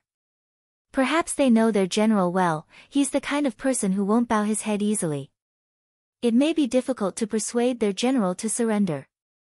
Since that's the case, it's better to tie him up or kill him. That way, no one can stop them from surrendering, or they can choose a way to live. We surrender. While the atmosphere around Borte was tense, Hulu on the other side had already made the final decision. Unlike Borte, no one dared to make any threatening moves towards Hulu. They just focused their attention on him. Just from this point alone, Hulu's position in the hearts of the cavalrymen below must be higher. Even now, no one had any ideas about him, which could be seen from this. It was precisely because everyone trusted him and was willing to put their lives in his hands that Hu Lu decided to surrender in return for their sake. With Hu Lu's temperament, he would rather die than surrender. This can be seen from the fact that he just rode to the front of the cavalry and put his body under the muzzle of the ghost sniper team. It's just that when Yang Qindong saw his heavy armor, he recognized his identity and ordered the sniper team not to hurt him. On the other side, Borte kept hiding behind other soldiers, completely showing his cowardly side. Hu Lu announced his surrender, which made more people's eyes fall on Borte. Although there are many people in these cavalry who are not afraid of death, but knowing that they can't win and still continue to fight, that's not courage, but stupidity. Unable to bear the huge pressure, seeing that a new minute was up, Borte finally spat out the word surrender with difficulty. Hearing this, the Nuzan cavalry couldn't help but rejoice. In any case, they don't have to die, and no matter what kind of problem they will face next, is there anything more terrible than death? Since they all chose to surrender, the next thing was much easier. Everyone threw down their weapons and led their warhorses forward. Every time a person came forward, there would be auxiliary soldiers who would tie them up with ropes. A total of 2,200 people had become captives on the battlefield. Commander Lu, I'll leave these captives to you. The rest will follow me into Narcissus town. Beta Persei, bring Borte and Huru. The high-spirited Yang Qindong waved his hand. After a simple assembly, the mighty army rushed toward Narcissus town, which was 20 miles away. A tense standoff was going on in Narcissus town. The two sides were the 2,500 Mongol cavalry led by Ba Zhen and Temu, and the 1,000 Nuzan cavalry led by Huili Bu. Not long after Borte left the town with his 3,000 cavalrymen, Bagan and the others began to gather their troops. It took them a full 2 hours to gather their troops and prepare to leave the town. However, Huili, who had already received news of Borte's arrival, stopped them on the way out of the town. At the exit of Narcissus town, Huili Bu had already set up a huge formation, blocking the path to the outside world. When Ba Zhen and Temu arrived, they saw this scene. Huili Bu. What are you trying to do? Get out of the way. Temu reprimanded loudly with a displeased look on his face when he saw that the road ahead was blocked. Why should I get out of the way? I'm here on General Borte's orders. As for you guys, go back to where you came from. I'm not riding on a horse when I return, he said casually as he dug his ears. The more casual Huili Bu was, the angrier Temu got. Why should we listen to you? This is the only way out of town. The road belongs to everyone. Do you think it's reasonable for you to occupy this place? Don't try to reason with me. My orders are to guard this place and prevent anyone from passing. Does anyone know? Of course, if anyone doesn't follow the rules, our general will definitely seek an explanation when he returns. Temu do you think you can withstand General Borte's anger? Even though they had fewer people than the enemy, Huili Bu was still very confident. He usually didn't argue with Ba Zhen and the rest because he considered the Mongolian army's background. He considered the fact that the combined forces of the two sides were even more powerful. Even the Baiming army wouldn't dare to underestimate them. However, if they were to take the initiative to look for trouble, it would be a different story. Do you really think we're afraid of you? Men, draw your cavalry swords and prepare for battle. Temu was also a hot-blooded man. How could he be so scared that he didn't dare to move just because of the other party's threat? As he spoke, he drew the saber from his waist. Swoosh swoosh swoosh. The group of Mongolian cavalry followed suit and drew their weapons. It was as if they had no choice but to charge out if they didn't get out of the way. The situation became very tense. Huili Bu had no choice but to put away his playful attitude. He straightened his body and drew his cavalry sword at the same time. Since Borte asked him to guard this place, he had to guard this place. As for whether the Mongolian army dared to attack, Temu didn't have the final say. It was all up to General Ba. General Huilibu placed his hopes on Ba. General soon, this person appeared. The moment Ba Zhen appeared and saw the situation, he pretended to be angry and said, "What are you doing? What are you doing? We're friends with the Zhenren. How can you treat your friends like this? Put away your cavalry swords." As soon as Barjan appeared, he reprimanded Temu. This made Temu, and the cavalryman beside him look dejected. However, since the general had spoken, no one dared to disobey. They could only put away their weapons with a wronged expression. He. After his subordinates put away their cavalry swords, Ba Zhen turned to look at Huilibu and said, "General, what do you think of our sincerity? However, this time, we really have something to do outside the city. I hope you can make things easy for us." Huilibu wasn't very satisfied with Ba Zhen's tone of negotiation. However, when it came to leaving the town, his expression became very serious. "General Ba Zhen, it's not that I don't agree. This is General Borte's idea. You know our general's temper. If I dare to disobey, I'm afraid I will suffer a lot. General, please understand. Just wait here for a while. Actually, it won't be long before it ends." Huilibu was full of confidence. His tone wasn't harsh, but the meaning he expressed was unwavering. Ba Zhen's brows furrowed together. With his current military strength, it was indeed possible for him to take care of Borte, but what if Borte returned with his army? Would he still be a match for him? Just because he wanted to earn some money, he would have to fight to the death with Borte. It didn't seem worth it.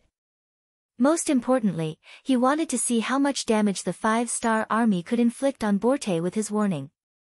If the other party's strength was greatly reduced, then he would be able to take advantage of the situation. On the other hand, if the other party easily obtained victory, then it was best not to provoke them.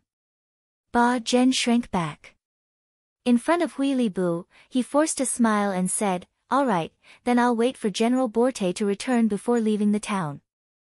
Secretly, he was waiting for the results. Of course, only Ba Zhen knew why he was so weak. He was a Mongol, and he used the Mongol cavalry as a banner. However, in the eyes of the Mongol people, he was nothing. Even now, he hadn't contacted a real Mongol noble, someone who was willing to be his backer and speak for him. Others might think that he had a high-level Mongol background, but the truth was only he knew. Otherwise, he only needed to borrow 5,000 heavy cavalry from the Mongol cavalry, and dealing with Borte would be child's play.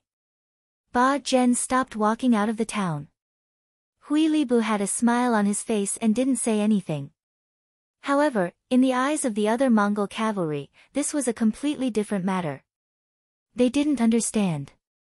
They clearly had the advantage in terms of numbers and combat strength, so why did they have to act according to the other party's wishes? They didn't understand. The confrontation had been formed just like that, and before Borte returned, it wouldn't end.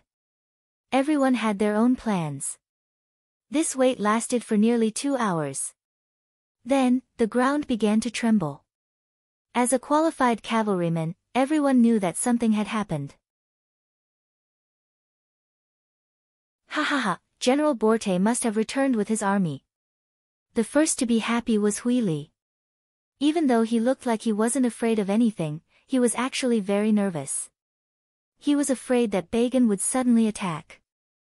If that was the case, there was no chance of victory for 1,000 against 2,500 people. Fortunately, the tense moment had passed, and Borte had returned. This way, the pressure on him would be completely lifted. Overjoyed, he turned around and looked behind him.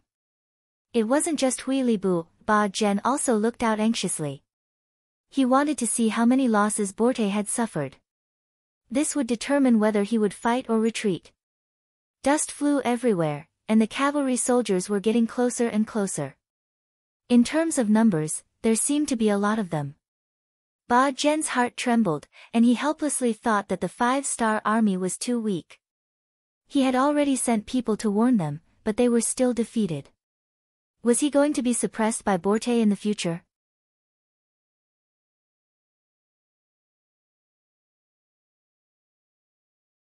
Chapter 649. Of course, Huili was in high spirits. When he saw the troops getting closer and closer, the first person he saw was Borte. He was overjoyed and shouted, "General, congratulations on your triumphant return. Retreat." Bagan also saw Borte at the front of the cavalry.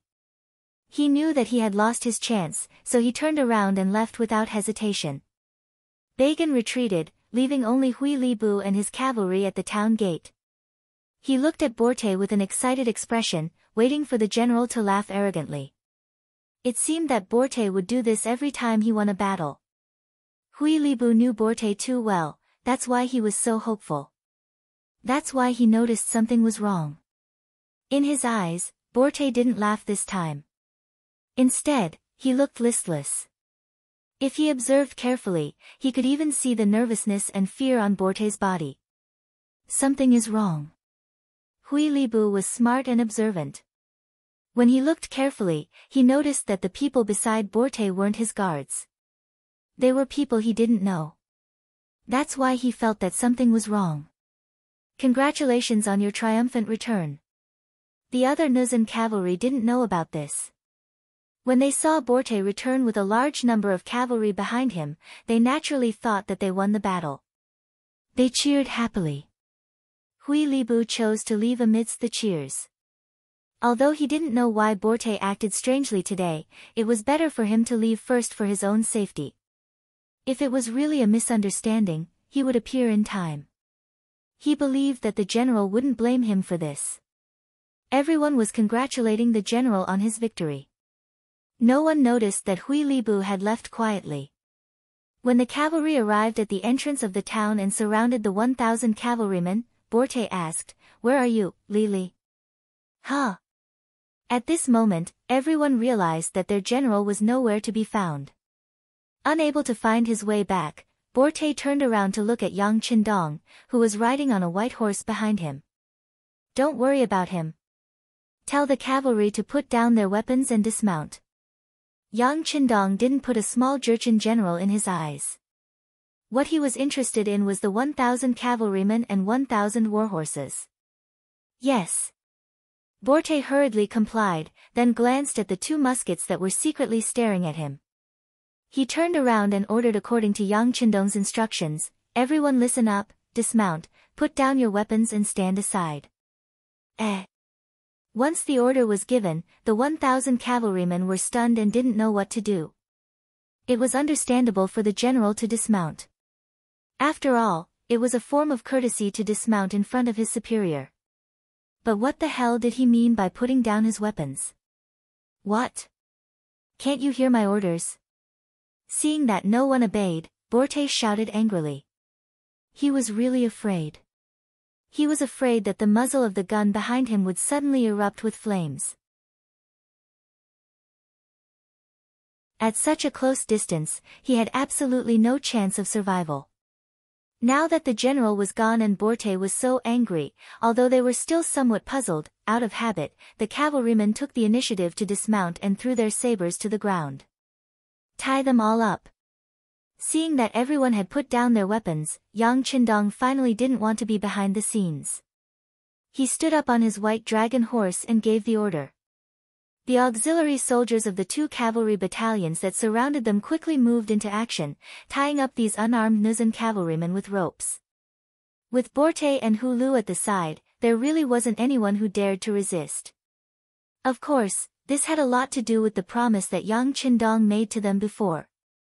On the way here, Yang Qindong said that if the Nuzan cavalrymen were willing to surrender, he wouldn't kill them. On the other hand, if the cavalrymen dared to resist, then they would be killed without mercy. It wasn't impossible to kill them all. Borte was worried that his life would be in danger, so he naturally obeyed. Hu Lu was really worried that his brothers would be sacrificed for nothing, so he could only cooperate.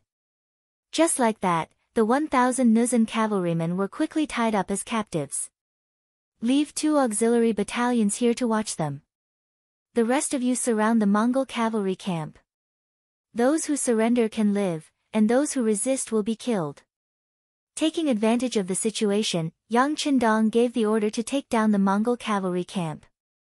Immediately, the Windchaser Cavalry Regiment and Wuxing's 3rd Cold Front Regiment moved out. They had more people than the Mongol cavalrymen and split into 2 groups, heading straight for the Mongol cavalry camp on the east side of town. Barjan had already returned to his house in town, his face full of hatred. He originally thought that he would be able to reap the benefits, but now it seemed that the 5-star army was too useless. Borte should have gotten all the benefits. What was he going to do now? With enough money, Borte and the others would definitely welcome a period of development. Narcissus Town was only so big, so was there still room for him to develop and survive? But if he left this place, where would he go? Back to the Mongol lands or to the Walla region? With his measly 2,500 men, it would be like throwing a stone into a pool of water. It wouldn't cause much of a ripple. Moreover, at least 1/5 of the 2,500 men had families in Narcissus Town. Would they be willing to leave with him and go to a new place? At this moment, Barjan felt like his head was about to explode. He actually felt like he couldn't see the path ahead. Lowering his head, Barjan headed deeper into the mansion with his mind in deep thought. He needed a quiet environment to think things through. Swoosh! A curved blade suddenly appeared and was placed against his neck. The cold feeling made his body tremble involuntarily. He instinctively wanted to kneel on the ground. Don't move. Otherwise, I can't guarantee that I won't be able to hold the blade firmly. If I accidentally cut your neck, you can't blame anyone else. A lazy voice sounded in his ear. Then, he saw an extremely skinny man appear on his left. That's right. If you dare to move, you will definitely die. Now, I'll give you a chance to live. This is a rope. Tie it up yourself. Another voice sounded from his right. Contrary to his left, this person was extremely muscular. With just a glance, one could tell that he was at least 180 pounds. These 2 people were the members of the Wolf Fang Special Forces, Shou Ho and King Kong. Yesterday, the Wolf Fang Special Forces had been ordered to infiltrate Narcissus Town. Just now, they had used the opportunity when the Mongol cavalry was on the move to sneak into Barjan's house. They only needed to wait for the other party to turn around to take control. Shou Ho and King Kong's abilities were considered top-notch even in the Special Forces. Furthermore, they had already hidden and attacked suddenly. How could Barjan have the chance to resist? Looking at the rope that was thrown at his feet, he lowered his head to pick it up. He didn't want to die, so he followed the orders of others and tied his hands tightly. Just as Barjan was captured, another member of his team, General Temu, also encountered the members of the Wolf Fang Special Forces in his own house. The difference was that he had chosen to resist with all his might. At the entrance of the town, when the army had no choice but to retreat, Temu, was already full of anger. He couldn't understand why the general didn't allow him to fight. In his opinion, even if he was defeated or killed in the end, it would be better than being wronged. As he felt wronged and couldn't think straight, Temu, didn't return to the camp with the army. Instead, he returned to his house in the town. He had to think carefully about what was going on and whether he could continue to trust and follow Barjan. At this moment, the members of the Special Forces made their move. They used Silver Hand and Steel Leg to deal with him. Their sudden attack had indeed caught Temu, off guard. However, because the other party resisted with all his might, and because they had been ordered not to kill, the 3 of them actually got tangled up in a fight. There wasn't a clear winner immediately. Sigh, you guys are really embarrassing. 2 against 1 and you still can't complete the mission. Another person had appeared on the roof. He was equally tall, and his arms were 1/5 longer than an ordinary person's. He was the violent ape of the Wolf Fang Special Forces. In order to ensure that the mission was completed smoothly, the captain, Tai Hu, had arranged for reinforcements in every team to prevent accidents from happening. The violent ape was the reinforcements arranged for Silver Hand and Steel Leg. They were actually being looked down upon. How could the 2 of them take this lying down? When they saw that Temu, was still resisting, they couldn't help but feel angry. After the two of them looked at each other, they decided to go all out. After all, the sixth young master's orders were not to kill or seriously injure anyone. Hence, it wouldn't be considered disobeying orders if they caused external injuries. Silver Hand and Steel Leg became serious. Their hands and legs cooperated very well.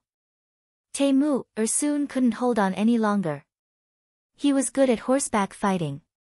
It wasn't easy for him to hold on until now when he was fighting on land and facing an expert.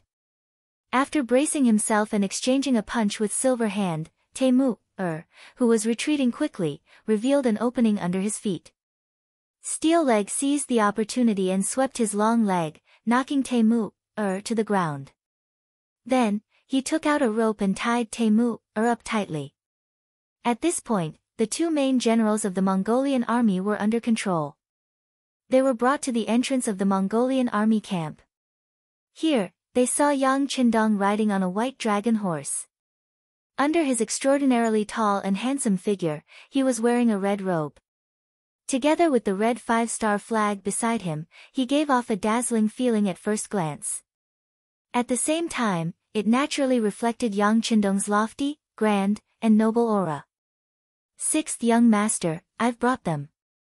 Tai Hu, the captain of the Wolf Fang Special Forces, gave a standard military salute and stepped aside, revealing Bagan and Temu behind him.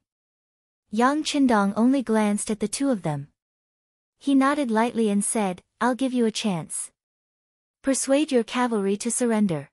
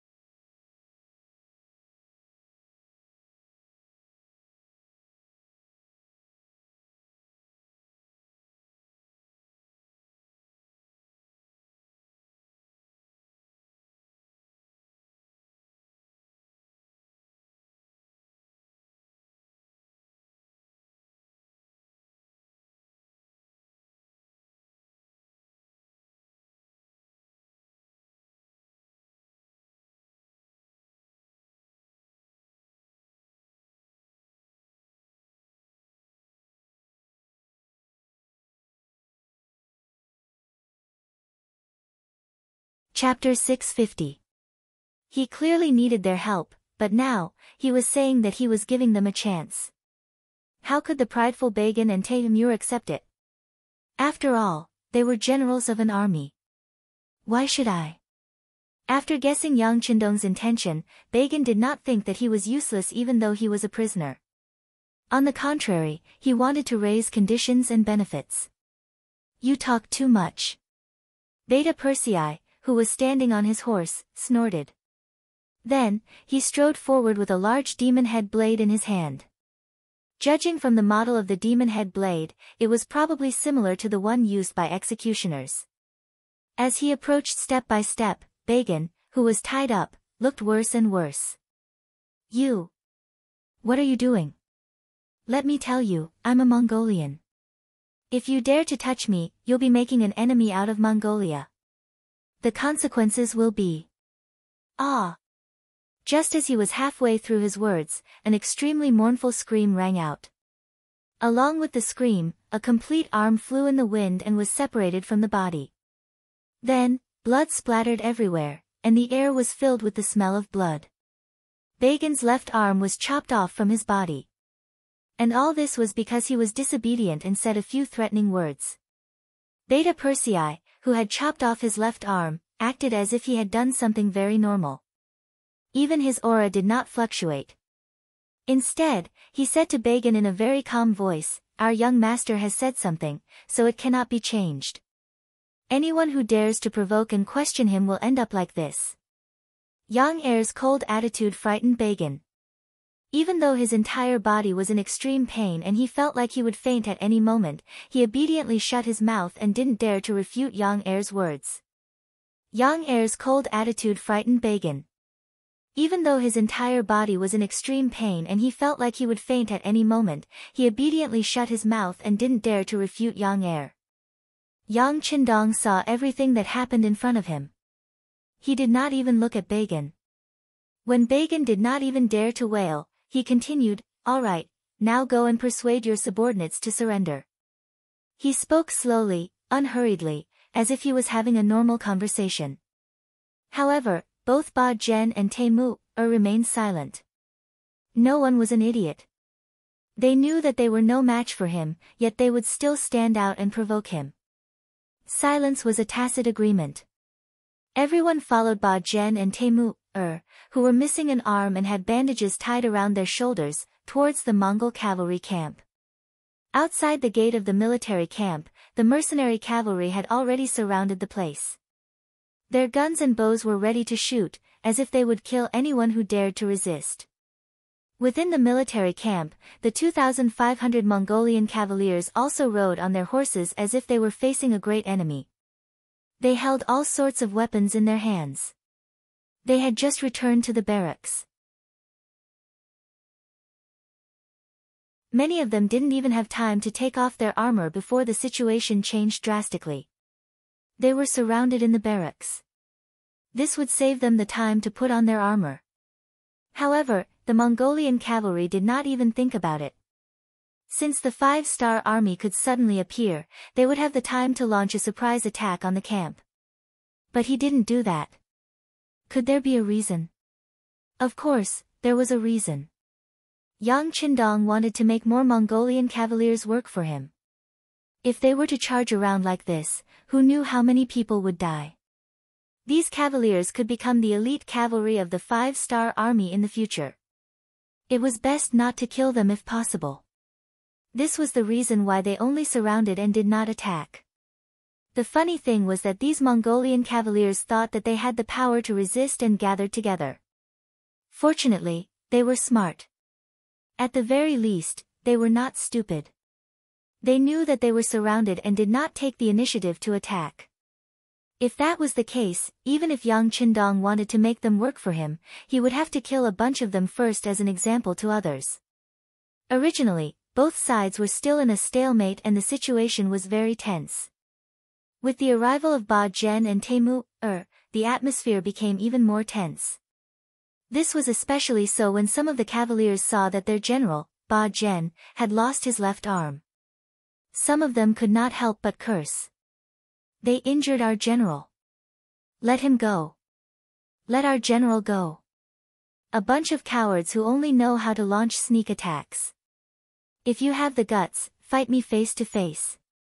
Let the general go and get out of Narcissus town. There were all kinds of shouts, but the strange thing was that there were not many people shouting. If one were to really count, there were only about 100 people. In a camp of more than 2,000 cavaliers, there were only about 100 people shouting. The others were just watching without making a sound. Was this not strange? Of course, it was strange. Yang Qindong was originally looking at the scene in front of him cautiously. He was thinking about how to get out of this situation. However, when he saw the scene in front of him, the corner of his mouth curled up and he smiled.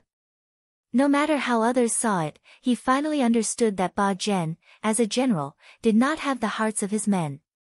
This could be seen from the shouts. Why would Yang Qindong make such a statement? Because he put himself in Ba Zhen's shoes. If he was the one who was captured by the enemy, his men would definitely shout in unison.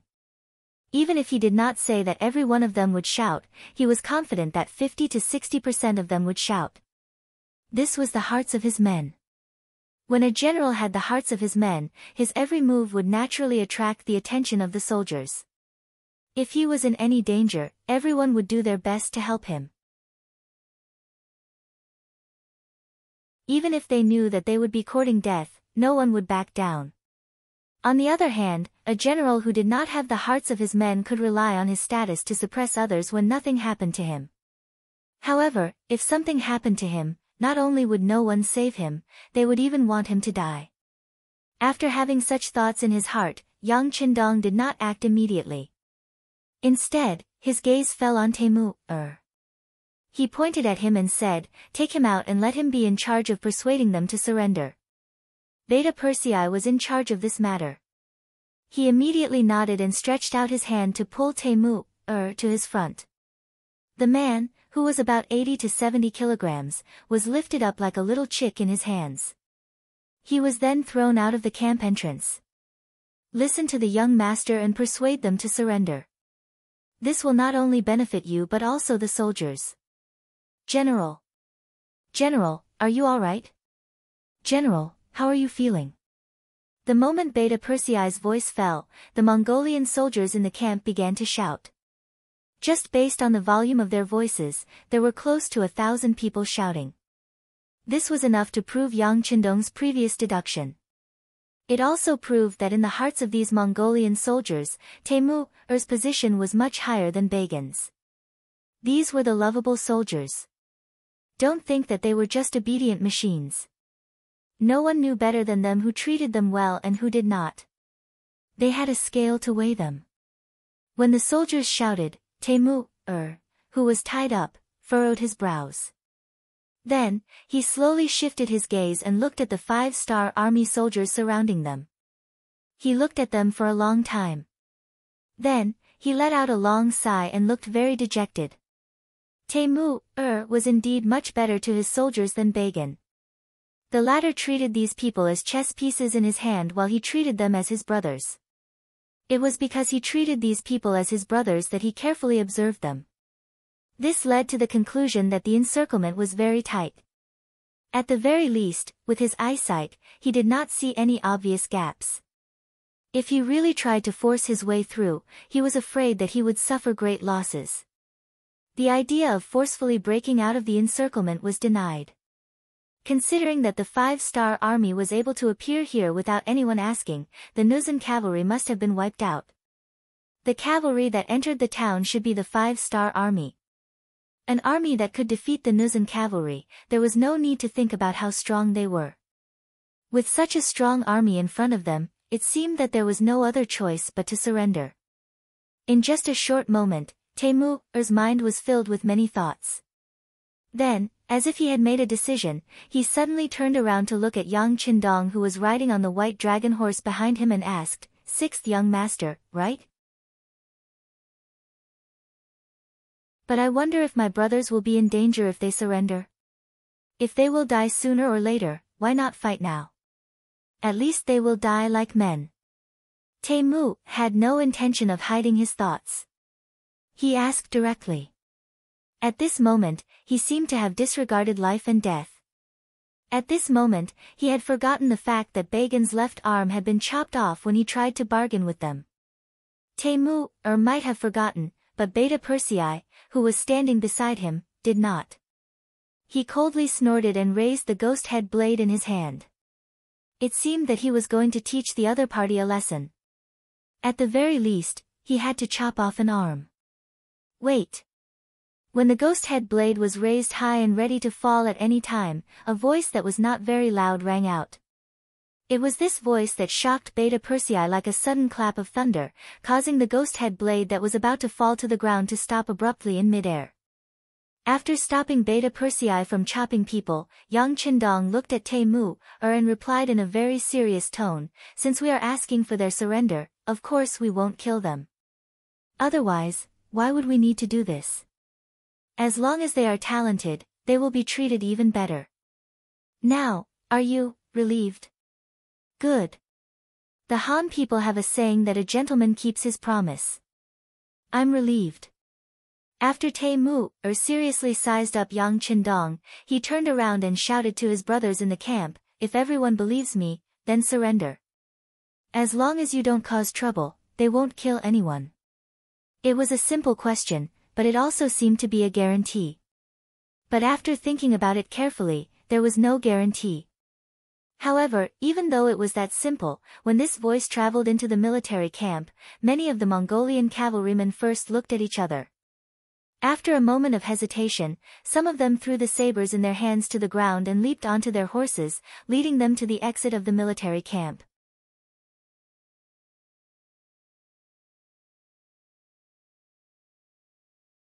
Chapter 651. After the first person surrendered, the second and third quickly followed. Following that, batches of Mongolian cavalrymen threw down their weapons and dismounted from their horses to surrender. After all, it was a team of more than 2,000 people. Even if they came out one by one to surrender, it would still take some time. After more than 2 hours, the surrender ceremony finally came to an end. At that moment, there were still about 100 men on horseback in the military camp. They were still standing there and did not seem to be moved by Taimur's words. More than 2,300 men had already surrendered. This was enough to prove Taimur's position in the eyes of these cavalrymen. It made Yang Qindong see him in a new light. He was very satisfied with this number.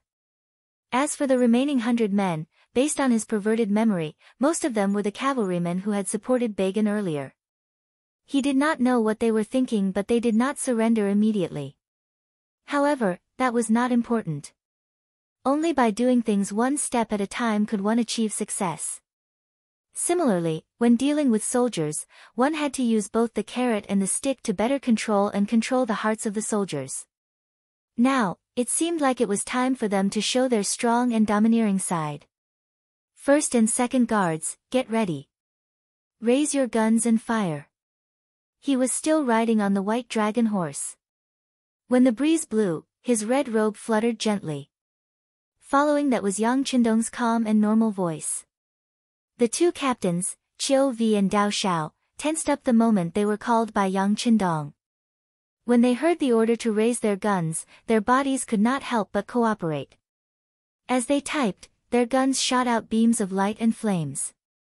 Pa-pa-pa. Pa-pa-pa. Before many people were ready and did not know what was going on, gunshots rang out. What entered their eyes was the scene of the Mongolian cavalrymen in the military camp falling from their horses with blood splattered all over their bodies. In the eyes of the 60 guards, there were only a little over 100 men. It did not even reach the number of enemies in one wave. When they finished off the enemy, some of the guards who were slow to react only fired one shot. They did not even have the chance to fire a second shot before everything was over. There was not a single enemy left alive in the field. More than 100 people died just like that under the not-so-dense gunfire. They didn't even have the time to react. They didn't even have the time to raise their swords, let alone dodge. There were more than 100 cavalrymen. If they were to carry out a mission, it would only take them 2 hours to slaughter a village of 500 to 600 people. But now, from the beginning to the end, all of them had died in the blink of an eye. This result shocked everyone. Not only were the 2,000 Mongol cavalrymen who had just surrendered, but there were also the 3,000 Nuzan cavalrymen and 1,000 wind-chasing group cavalrymen who were watching from the side. Even though some of them had seen the power of firearms before, what happened this time still refreshed their understanding of firearms and their respect for them from the bottom of their hearts. As a result, when some people looked at Yang Qindong, who was wearing a golden cloak, their expressions became much more solemn. They couldn't tell if it was fear, terror, respect, or worship. With the death of more than 100 people, the work of recruiting the surrendered cavalrymen was over. The next step was to count the number of people and resources. These were naturally done by professionals. Yang Qindong took advantage of this time to turn around and walk around Narcissus town. It was only a morning.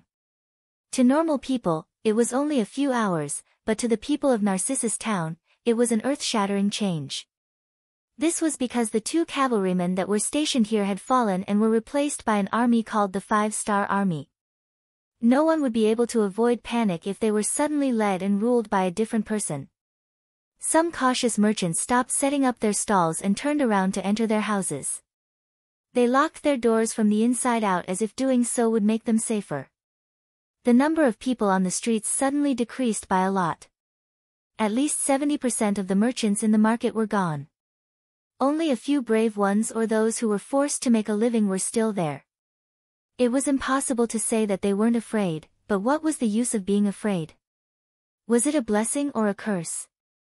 Yang Qindong naturally noticed the changes on the streets, but he didn't say anything.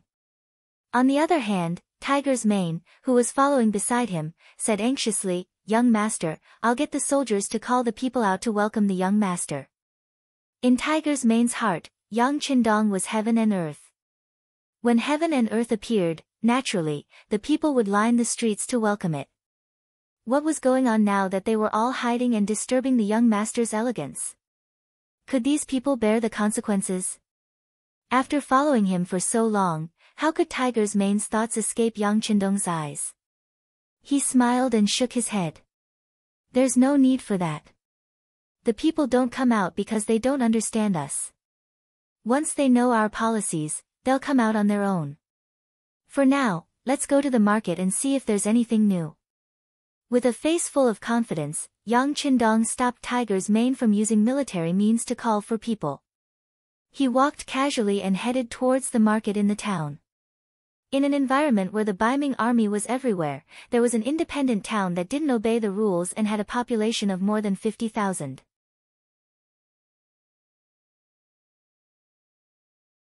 All of this attracted Yang Qindong's attention. He wanted to see what was the reason for this. Yang Qindong's group didn't move quickly, but they still arrived at the market after a quarter of an hour. Although it was called a market, it was actually the center of the town, a crossroad. Because the location here was very good, it was not far from any place in the town. Slowly, a certain flow of people formed here. Slowly, the embryonic form of a market was formed, and it became the most prosperous place in the town. Not knowing what the 5-Star Army was going to do next, many merchants fled back to their houses in fear. If it wasn't for the fact that the roads leading to the outside of the town were blocked, who knows how many people would have fled with their families. But after all, it was a town with a population of 50,000. It could be called a small city anywhere. With such a large population, even if 70% of the merchants had left, this place was still very lively compared to other places. When Yang Qindong and his group appeared here, they naturally attracted everyone's attention, and when he looked back, those people turned their heads away one after another, as if they had never seen him before. The people were just curious and didn't have any intention to target him. Tiger's Mane and Beta Persei naturally couldn't blame them. In addition, the young master seemed to be very curious about this place. He had already walked to a stall and chatted with the merchant there, so they didn't dare to disturb him. The stall that Yang Qindong walked to was specialized in selling warhorse pedals. There were 2 of them on the table, and one of them was somewhat damaged. The traces of repair were very obvious. The stall owner was a dark-skinned middle-aged man in his 30s. When he saw Yang Qindong walking towards him, it was obvious that his body trembled, but he quickly calmed down. Although his breathing was still heavy, he was already doing well. Horse pedals. Yang Qindong walked to the stall, glanced at the stall that was only about half a meter long, then looked at the things placed on it and asked aloud. Yes, General. The middle-aged man cupped his fist, his expression extremely dignified and serious. Of course, whether this was because he was nervous or because he was used to dealing with people like this, only he himself knew. You also know how to repair horse pedals? Yang Qindong asked again, then picked up the horse pedals with serious repair marks. After looking at it carefully, he nodded. Not bad, your craftsmanship is very exquisite. After being praised and talking about his profession, the middle-aged man's nervousness subsided a lot. A smile appeared on his face, and he even said with a proud tone, Of course, General, you can go and ask around. Who doesn't know about my wuhua's skills? The horse pedals that I repair are no different from new ones. They are the most durable. Well, it looks good. Yang Qindong's interest was piqued. He casually sat down on a wooden stool in front of the stall. Then, he fished out a pack of cigarettes with the word, War God, written on it from his bosom. He took out 2 cigarettes, one in his mouth, and the other in front of Wu Hua. Cigarettes were manufactured by Yang Qindong during the New Year in Crimson City. Earlier, he arranged for people to plant a certain amount of tobacco on the land in Qing City, then took out the finished products from the warehouse and provided some methods to make cigarettes. In the end, the first batch of artificial cigarettes was produced. Although the quality was not as good as the machine-made cigarettes in the future, the taste was not bad. In the previous life, Yang Dong would play any role in order to complete all kinds of missions. Smoking was a common occurrence, but he was not addicted to it. Later on, when he entered the logistics line due to injury, he picked up this habit again. This time, after the production was finally completed, he habitually carried cigarettes with him. Although he would not always take them out to smoke, occasionally when he was thinking about something, it still felt good to take one out. Of course, at this time, cigarettes had become another weapon produced by Qing City. Just like the Cuban cigars in the future, the price was expensive and could be considered a luxury item. But no matter the price, once this thing appeared, it became a hot commodity. As more and more people smoked it, they felt that it was very good and trustworthy. The sales of this thing would continue to increase. Just this alone could bring about an enviable profit.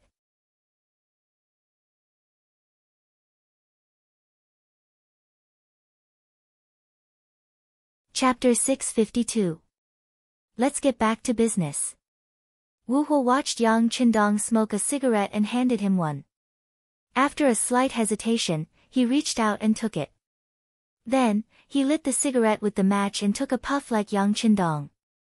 Perhaps because he used too much force, he, who had never smoked a cigarette before, involuntarily coughed violently. Then, his face turned red.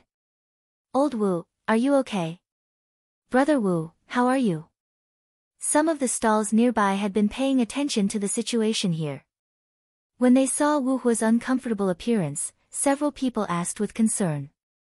From this point alone, Wu Hua's popularity was still very good. He's fine.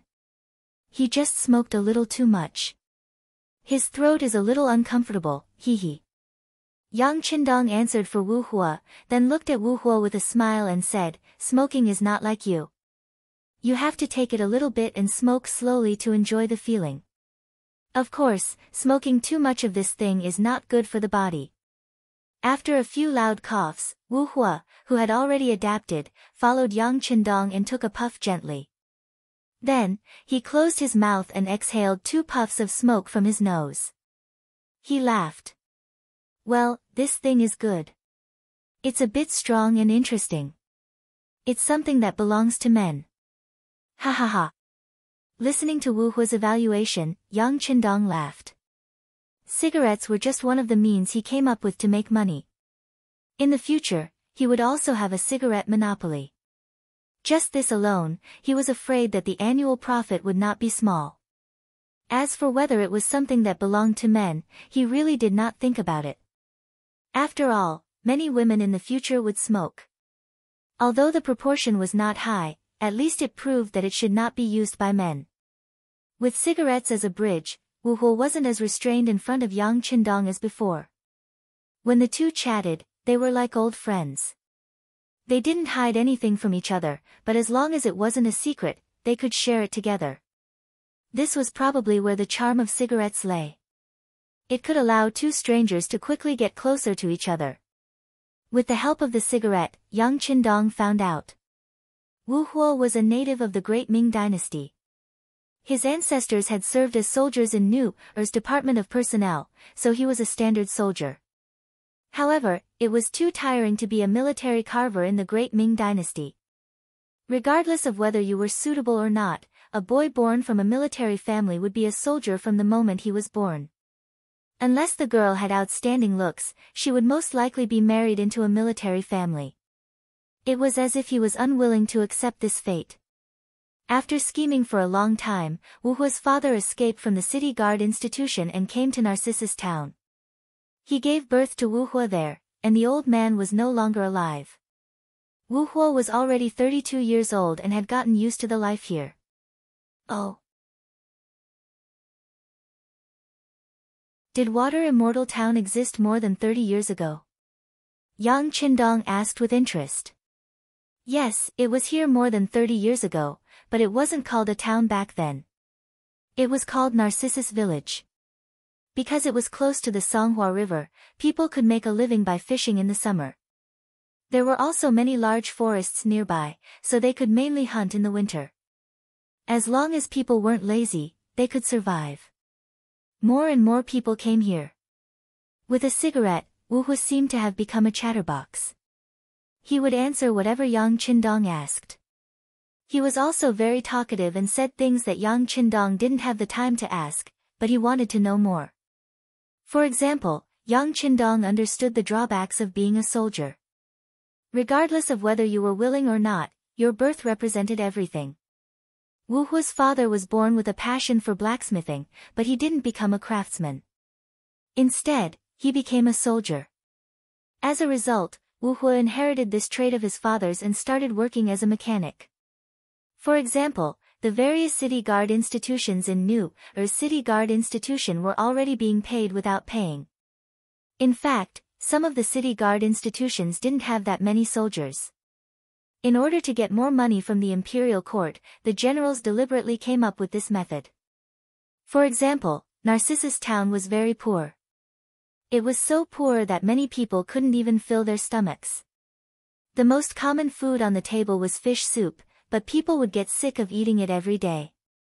Moreover, after so many years, it was impossible to fish by the river for a good harvest. One had to go deep into the river, and that required a certain level of skill. For example, there were still many young people in Narcissus town. Due to the pressure, many of them had been practicing martial arts and horsemanship since they were young. They were afraid that one day, someone would threaten them. That way, they wouldn't need to kill the enemy, but at least they could protect themselves. For example, after chatting with Wu Huo for more than 2 hours, some of the small merchants in the surrounding area gathered their courage and joined them. Yang Qindong had to pay the price by giving each person a cigarette. Many of the people who were curious before had their cravings. From these people, Narcissus town became more three-dimensional. Yang Qindong finally understood why a town of 50,000 people could survive the Baiming army's encirclement and remain unscathed. There was only one reason: they were too poor. They were so poor that even the Baiming army wouldn't come here to harvest grain. They were so poor that most of the young men who were born here couldn't find wives from other places. They were so poor that they would work for others as long as they were given some money. They were so poor that there were benefits to being poor. At least, that was how Yang Qindong saw it in his heart. Because he was poor, it was easier and more convenient to persuade some useful people to work for him. Because he was poor, he only needed to pay a small price to do a lot of things. He also asked Wu Hua about the opinions of the townspeople towards the Nuzan cavalry and the Mongol cavalry. Wu Hua was in charge of speaking, and the others added on. They talked about the two cavalry units. Regardless of whether it was the Nuzan cavalry or the Mongol cavalry, they weren't really made up of Nuzan and Mongol people. Many of them were originally from Narcissus town. Because of that, they rarely bullied the townspeople because they wouldn't be supported by the cavalry. It was also because both sides had local civilians joining in that even though the Nuzan cavalry were strong, they did not really fight with the weaker Mongol cavalry. After all, the soldiers below were all their own people and many of them grew up together. If they were to let them fight amongst themselves, the effect would not be too good.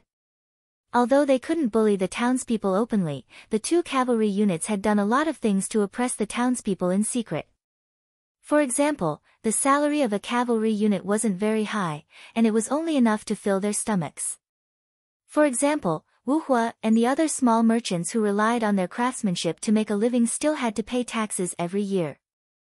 The public explanation was that it was a protection fee that they collected to protect Narcissus town from being bullied by the northern Ming guards and the nearby bandits. Yes, it wasn't a lot of money. However, to Wu Hua and the others who lived at the bottom of society, even a coin of money was still money. It could save their lives in a critical moment. The more Yang Qindong listened, the brighter his eyes became. From what he understood, he already had a rough plan in his heart.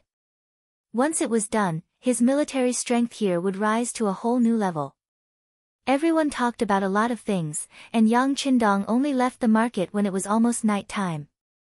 Out of gratitude, everyone who chatted with him today received a piece of fat meat and 5 taels of silver. That was a big piece of fat meat that weighed at least 3 caddies, and 5 taels of silver. They could save it for when they went to the nearby Baiming towns to buy what they needed. This made Wu Hua and the others extremely touched. However, something even more shocking happened after dinner that night. Most of the townspeople had the guts to go out for a walk because they realized that the 5-star army was easy to talk to. At least, they didn't threaten the safety of the townspeople.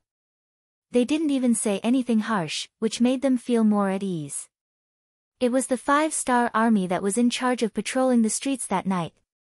They spread the news that there would be a public trial in the town's largest square the next morning. They would judge the past of the Nuzan cavalry and the Mongol cavalry. If they were guilty of any wrongdoings, they would be judged and executed on the spot to give the townspeople justice. The news spread like a gust of wind into the ears of the townspeople who were walking on the streets. Then, through their mouths, it spread to the townspeople's homes. According to the 5-star army, they hoped that the townspeople would be able to attend the public trial tomorrow morning. Those who were wronged could seek redress on the spot, and those who weren't wronged could also go and watch the show. Because of this news, Narcissus town, which had a population of 50,000, instantly became lively. Many of the townspeople didn't go out for a walk and went home early to rest so that they could wake up early the next morning and grab a good spot in the square to take a good look at what this public trial was all about. Was it really as the news said? Would they be able to make a decision for them and compensate them? Yes, it was compensation. The news said that if anyone was bullied before, as long as they could prove it, the 5-star army would compensate them with silver from the Nuzan cavalry and the Mongol cavalry's warehouses. Of course, if someone wanted to falsely claim the money, it would be the same as committing a crime and they would be severely punished. How many people who lived in Narcissus town hadn't been exploited and oppressed before? This was closely related to everyone, so naturally, there were many people who were concerned about it. As for falsely claiming the money, they did think about it. However, when they found out that it was a serious crime, they gave up on the idea. The gunshots yesterday weren't firecrackers. They heard that more than 100 people died. It was murder, and blood flowed like a river. Were they tired of living and greedy for this kind of money? Under all kinds of thoughts, the sun slowly rose, and a new day had arrived. In the morning, many of the townspeople didn't even eat breakfast. They brought their things to the square and found a good spot to wait.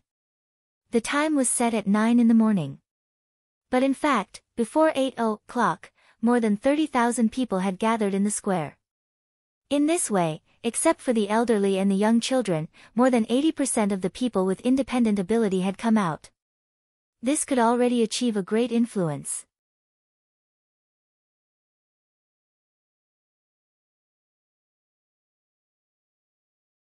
Chapter 653.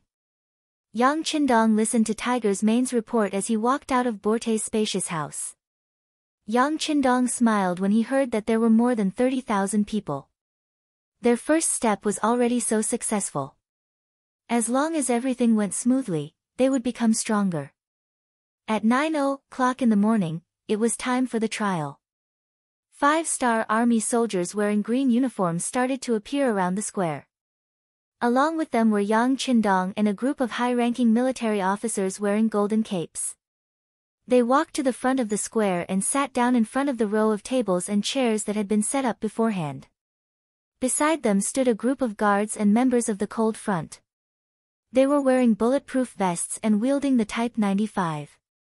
Compared to the heavy armor that other armies wore to protect themselves, the mercenaries wore bulletproof vests that were invulnerable and looked much lighter than armor. These vests were replicas of the bulletproof vests in the warehouse. They were produced by the factory in Crimson City. Legend had it that in order to ensure the quality and characteristics of the vests, they had spent tens of millions of taels of silver and countless manpower to develop them. Even so, the cost of making a bulletproof vest was still very high. Up until now, only the members of the Cold Front who had undergone strict training and tests were allowed to wear one. Even the auxiliary soldiers were not allowed to wear one. It was just a piece of protective clothing. Just the research and development alone cost close to 10 million taels of silver. This was equivalent to 3 years of Northern Ming or Southern Ming's national treasury's income. Just from this alone, one could see that Yang Shi was extremely wealthy. Of course, the benefits of having these vests were self-explanatory. Unless the target was the eyes or mouth, it would be very difficult to hurt the Cold Front. This was because not only were they wearing bulletproof vests, but they were also wearing a helmet called Kevlar. Yang Qindong personally named it the Immortal Helmet. With the appearance of the undying helmets and bulletproof vests, the personal safety of the Cold Vanguard warriors was raised to a whole new level. It was easy to imagine how powerful and stunning they would be on the battlefield. After all, Narcissus Town had been ruled by the Jurchens and Mongolians for so long. No one could be sure that there were no extremists in the town. This highlighted the importance of the guards and the Cold Front, not to mention the existence of the 6th young master. His safety would always be Yang Xie's #1 priority. It would not be too much to arrange for many people to appear on both sides. The residents of Narcissus Town naturally felt a chill down their spines when they saw the generals and the soldiers that appeared so majestic. Although these people looked calm and did not show any intention of threatening their safety, they still felt a natural chill in the air wherever they sat. This caused the citizens who were chattering non-stop to shut their mouths. And the place became quiet. Chen Bo, the political commissar of the 3rd Regiment who was ordered to host the meeting, saw this silence and was naturally very satisfied. Using this opportunity, he held a simple megaphone and shouted, "I hereby announce the start of the public trial. The first item is to fire a shot to salute the citizens of Narcissus Town who were murdered or wronged. May their souls be at peace after today's meeting. All musketeers, listen up. Fire 3 times. Fire. Bang. Bang. Bang. Bang." A company of Cold Front soldiers stood at the side of the square. After the order was given, they all raised their guns and fired at the sky. Their formation was extremely neat and uniform. It felt as if the 100 of them were one person. Not only were their movements orderly, but even the frequency and speed of their shots were the same. Although it was 100 people firing, when the sound reached the ears of the people in the square, the gunshots were very uniform. It was as if there were only 3 gunshots and everything was over. Wow! So powerful. So mighty. How did they do it? There are so many of them, but it feels as if they are one person. Is this the 5-star army? No wonder the awe-inspiring Nuzan cavalry and Mongol cavalry couldn't even last one round in front of them. With this kind of army, with this kind of military discipline, how can they not win a battle? Hey, you guys still don't know. This 5-star army is very powerful. They don't even put the beaming guards in their eyes. Not long ago, they massacred more than 2,000 warhorses of the Jianzhou left guards. Their slogan is to create the strongest cavalry in the world. I heard that as long as one can join them, they will receive the best treatment. Not only will their salary be the highest, but they will also receive the best food. In the future, each person will even be given 2 warhorses. The people in front sighed from the bottom of their hearts. Those who spoke at the back were those who were more attentive. If someone observed carefully, they would notice that Wu Hua, who was in charge of riding in the center of the town, was among them. Not only him, but there were also some people who specialized in selling all kinds of things and had some craftsmanship. Most of them were the people who chatted with Yang Qindong for most of the afternoon with Wu Hua. It was naturally not a coincidence that they appeared here. They were ordered by Yang Qindong to bewitch the people here. Their purpose was to spread the news that the 5-star army was recruiting people. Since there were 50,000 people here who were ownerless, and there were more than 8,000 young adults here, how could Yang Qindong give up such a good opportunity to expand his strength? This was the reason why Wu Hua and the others spread the news. As for whether they received benefits from Yang Qindong, and how much they received, only they knew. Oh. What kind of treatment is it? When someone spoke, there would naturally be people who asked. Some people were curious. As a result, all kinds of questions were naturally asked in various parts of the square. After the public trial, the 5-star army will set the recruitment standards. At that time, the treatment will be explained in detail. If you want to know more, go take a look. In any case, I will be there. As for now, let's continue watching the public trial. This was Wu Hua's voice. Although he had received some benefits and had to spread the news, he also knew what kind of situation this was.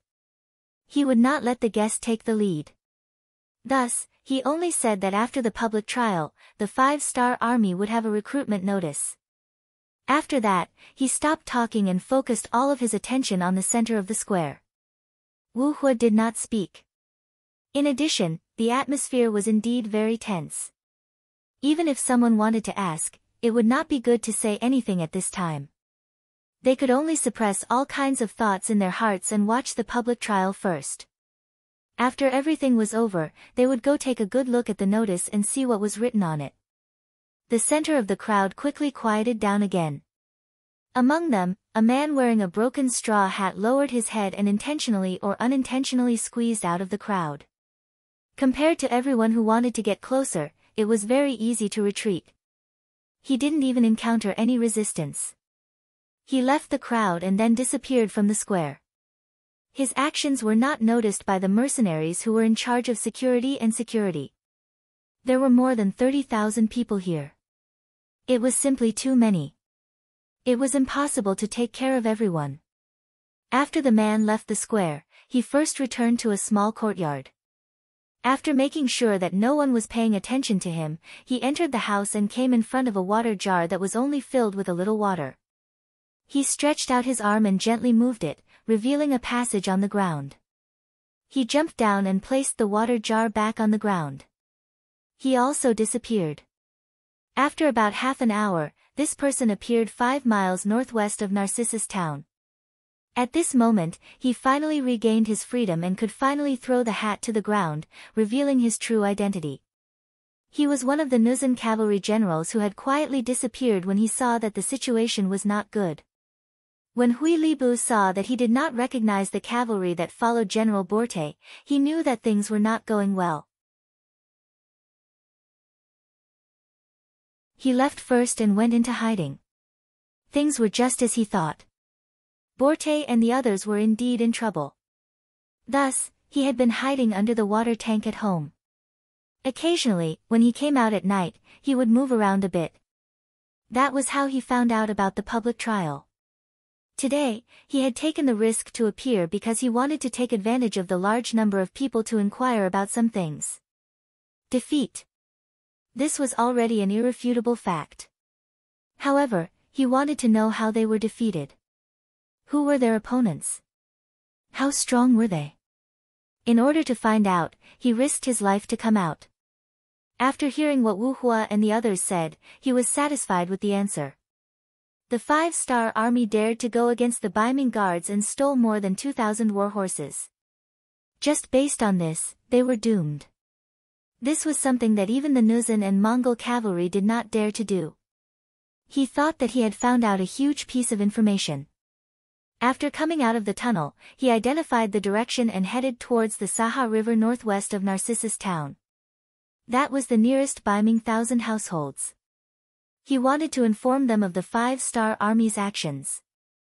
After this incident, Baiming would definitely not let the 5-star army off.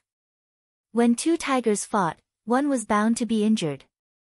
If he grasped the opportunity, it might be time for him to lead the Nuzan cavalry to rise again. Hui Libu did not leave and left quietly. At this moment, the public trial was in full swing in the largest square of Narcissus town. The first rule of the public trial was to fire the gun. It was to show off one's strength and also to pay respect to the victims. At that time, people were very superstitious. They believed that a person's soul would remain after death. Those who died unjustly would not leave unless they took revenge. Now that the gun was fired, it was equivalent to using this superstition to let the 5-star army take the rightful position.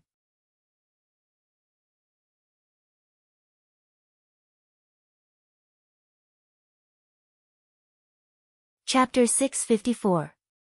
The second item was to collect the silver. Following the capture of Borte, Bagan, and the other generals, the silver that was controlled by the Jurchen and Mongol cavalry had become one of the spoils of war.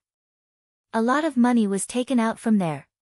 At this moment, the 5-star army brought them out and gathered them together in the square. Very quickly, a mountain of silver appeared in everyone's sight, shining with a silver light. Many people's eyes were filled with excitement. Due to Narcissus town's unique location and environment, the people here were all very poor. Sometimes, they couldn't even settle their meals, let alone have any savings at home. Now that so much silver was placed in front of everyone, it would be a lie to say that no one was moved. Especially when they knew that the silver would be given to the victims as compensation, some people's eyes lit up. No matter how good the words were, no matter how good the guarantees were, it was not as convincing as a mountain of silver. For a moment, the entire square was filled with a restless mood. If it wasn't for the fact that there was a company of fully armed cold spear warriors guarding the silver mountain, who knew how many people would have rushed up and snatched the silver mountain clean. The appearance of the mountain of silver also stirred up everyone's emotions. At this moment, the public trial was proceeding as usual. The third item was to bring people to commit crimes. Borte and Hulu of the Jurchen tribe, as well as Bagan and Momu, of the Mongol cavalry, were brought to the square. There was already a wooden rack with names written on it. After these people appeared, they were tied to the wooden rack according to their names. Their hands were tied, and their heads drooped. Their bodies were not free at all, and they did not look like generals at all. This was especially true for General Bagan. His left arm had been chopped off due to his resistance, but the bleeding had stopped. However, due to the excessive loss of blood, his face was as pale as snow. Now that he saw the scene of the public trial, he was trembling all over, trembling uncontrollably. Not only him, but the other generals were not much better. Perhaps because they knew that they had bullied the good too many times and were about to receive retribution, they did not look too good. None of them dared to raise their heads, as if they were afraid that they would be targeted. Only the Jurchen General Hulu and the Mongol General Temu had their chests puffed out as they looked at the 30,000 people outside the square. They were all straightforward people who fought bravely and fiercely. They were the kind of people who didn't have too many schemes. Being able to become a general wasn't because of his eloquence or flattery. It was because he was strong enough that he was recognized by Borte and Bagan and was given a high position. Their personalities would not allow them to do anything that would harm or bully the people, so they were the most calm at this moment. But no matter what, they were generals of the two armies. Even with their high positions, they could not escape responsibility. Even though they looked calm, they were already dead. After all, according to what they knew, how many defeated generals would have a good ending? In fact, the generals were not the only ones who did not know what was going on. Even the 30,000 people who came did not know what was going on. They only thought that it was like an execution at the market. Since they were the defeated army's generals, they would definitely die. Only when political commissar Chen Bo stood up and began to read the process of the public trial did everyone know. The public trial meant that the people would judge the evildoers together. As for whether the kidnapped people were guilty or not, it would be up to the people to decide. When Chen Bo conveyed the meaning of the public trial through the loudspeaker, the square became even more lively. All along, the people were made up of the lowest class of people. Under normal circumstances, they were the people who were exploited, used, and suffered. If there was something good, it would rarely have anything to do with them. On the other hand, if there was a need to put in effort or risk their lives, it would naturally be their turn. This might seem very unfair, but this was the norm in a feudal society. For thousands of years, the people had become accustomed to it. On the contrary, there would occasionally be one or two officials who would plead for the people. They would be seen as honest officials, and things like giving people umbrellas and so on would happen again and again. Thinking about it, it was sad. The officials only did what they should do, and the people would be so grateful. It had to be said that this was the world's biggest joke. The people were used to listening to others, used to being oppressed by others. Suddenly, they could make decisions. This made them feel uncomfortable. A group of people huddled together and chattered. They did not dare to believe and did not dare to believe. Chen Bo had already expected such a scene. Seeing this, he could not help but envy the people of Qian City. Compared to them, the people there not only had a higher quality of life, but they also had more human rights. Once they encountered injustice, they could respond step by step and finally be dealt with properly. Although it was said that there were no absolutes in the world, and not everyone could obtain the ideal outcome when encountering injustice, but most people still received the respect of human rights.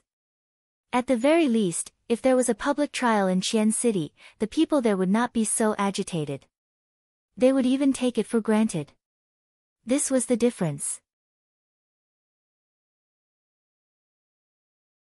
And this small difference, who knew how many years it would take for others to catch up, before they could truly accept it and change their mindset. After being distracted for a moment, Chen Bo's gaze returned to the 30,000 people in front of him. Using the loudspeaker, he shouted, "Could it be that none of you have been oppressed or bullied? As long as you can provide the corresponding evidence or find a witness, then we will make the decision for you. Do you see that mountain of silver? As long as what you say is the truth, the silver there will become compensation and fall into your hands. Now, I invite those who have been wronged to step forward and tell our staff about the injustice that happened to you. Believe in us, believe in yourselves, justice is in the hearts of the people." In any case, Chen Bo was the political commissar of the 3rd Regiment. During this period, he had read many books and learned many things. Now that it was finally time to put it to good use, he immediately used his glib tongue and tried his best to bewitch the people with words. He firmly believed that as long as one person was persuaded and dared to step forward, there would be tens of thousands of people who would step forward. In reality, there was no need for Chen Bo to say too much. Wu Hua and the others had already stepped forward. They were a step ahead of everyone else and knew what was going on with this public trial. Under the circumstances where they had communicated beforehand, they walked out of the crowd and walked over to the row of mercenaries who had set up the tables at the side of the plaza. "I want to report. I'm talking about the Jurchen Borte. My family has an ancestral jade pendant. It was accidentally seen by him and was forcibly taken away. That pendant should still be on his waist now. I want to report that the Mongolian Bagan once took a fancy to my horse and only offered 5 taels of silver. I refused and was beaten up by him. Now, that horse is still in the Mongolian camp stable.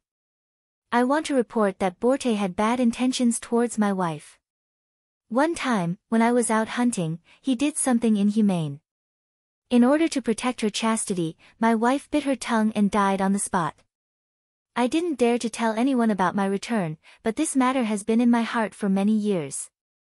If I don't take revenge, I really don't have the face to see my wife in the afterlife. Now, I want the 5-star army to make a decision for me. Everyone in the neighborhood knows about this matter. Please make a decision for me. I want to report, with the first person to step forward as an example. More and more people took the initiative to step forward. They each spoke of the various grievances they had suffered, each with evidence or witnesses. Every time someone came forward to report, the mercenaries would constantly record it on paper. The auxiliary soldiers who followed them would immediately investigate and try to get to the bottom of the matter. For example, the jade pendant was indeed found on Borte's body, so it naturally had to be returned to its rightful owner. The horse with the same characteristics was also found in the stable and returned to its rightful owner. As for the deceased wife, she couldn't be found, so they took out 20 taels of silver from the silver mountain. Although the amount wasn't much, it was enough to build a new grave and even hang a chastity memorial arch. As more and more people came forward to report, the crimes of Borte, Bagan, and the others were reported to the world one by one. More and more people came forward to report. On the other hand, Hulu and Temu were rarely prosecuted. Although there were some people who came forward to say that the two of them had done something wrong, there was insufficient evidence after investigation. There was even one who was clearly falsely accusing them and wanted to take the opportunity to gain benefits. After being investigated, the commoner was severely warned by the mercenaries. When the forest was big, there were all kinds of birds. Although the commoners were at the bottom of the social ladder, there were still some who wanted to use this opportunity to make a fortune. Yang Qindong had already thought of this. Once such people were discovered, it was natural for him to give them a warning. If it wasn't for the fact that these people weren't under his rule, they would have been punished for their actions. The public hearing went smoothly. Most of the commoners who came forward to sue had evidence and reason. Plus, the incident happened in Narcissus town, so the investigation wasn't too complicated. Even so, it still took them 3 days to finish listening to all the pleadings of the citizens. This was because there were more than 100 staff members in charge of reception and 4 battalions of auxiliary soldiers working together. Otherwise, it would have taken even longer.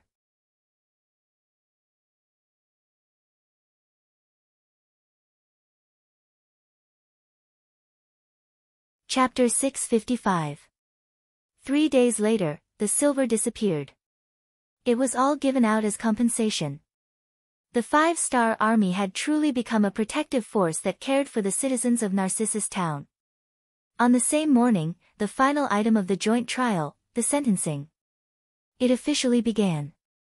Chen Bo was still the one presiding over the meeting. In his hand, he held a statistical report of the 3 days since the public trial. Using the loudspeaker, he read it out loud. Borte was indicted for 17,832 crimes. After verification, he was found to have been an accomplice for 17,725 crimes. Due to his heinous crimes, he was sentenced to the punishment of death by 1,000 cuts. Bagan was indicted for 15,347 crimes. After verification, he was found to have been an accomplice for 14,628 crimes. Due to his heinous crimes, he was sentenced to the punishment of death by 1,000 cuts. Centurion Zhang Maoxiu was indicted for.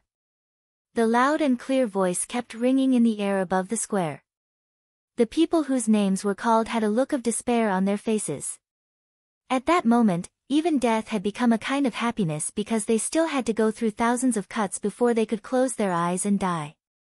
As the crimes were read out, the first cry was heard in the square. Then, more and more cries were heard. These were the spontaneous cries of the people who had suffered, and been wronged. Originally, they thought that they would never be able to get justice for the injustice that happened to them. However, the 5-star army came and helped them solve everything. At this moment, in their hearts, the 5-star army was like their parents who had given them a new lease of life. At this moment, they were probably willing to do anything that was asked of them. Of course, not all generals were sentenced to death. For example, Hu Lu and Te Muching were special cases. The only reason they were sentenced to death was because they had beaten and scolded the soldiers under them. It was also because they expected better from the soldiers, so it wasn't considered a crime at all. Even though Yang Qindong didn't advocate corporal punishment, there were still some recruits who liked it. It was useless to reason with such people. Sometimes, the effect of a kick was better than 1,000 words of warning and education. Therefore, even in Yang Xie's army, as long as it wasn't targeted and the veterans didn't make things difficult for the new recruits, the higher-ups would tacitly approve of some corporal punishment. Of course, the prerequisite was that the person couldn't be crippled. If that was the case, all the officers involved would be implicated.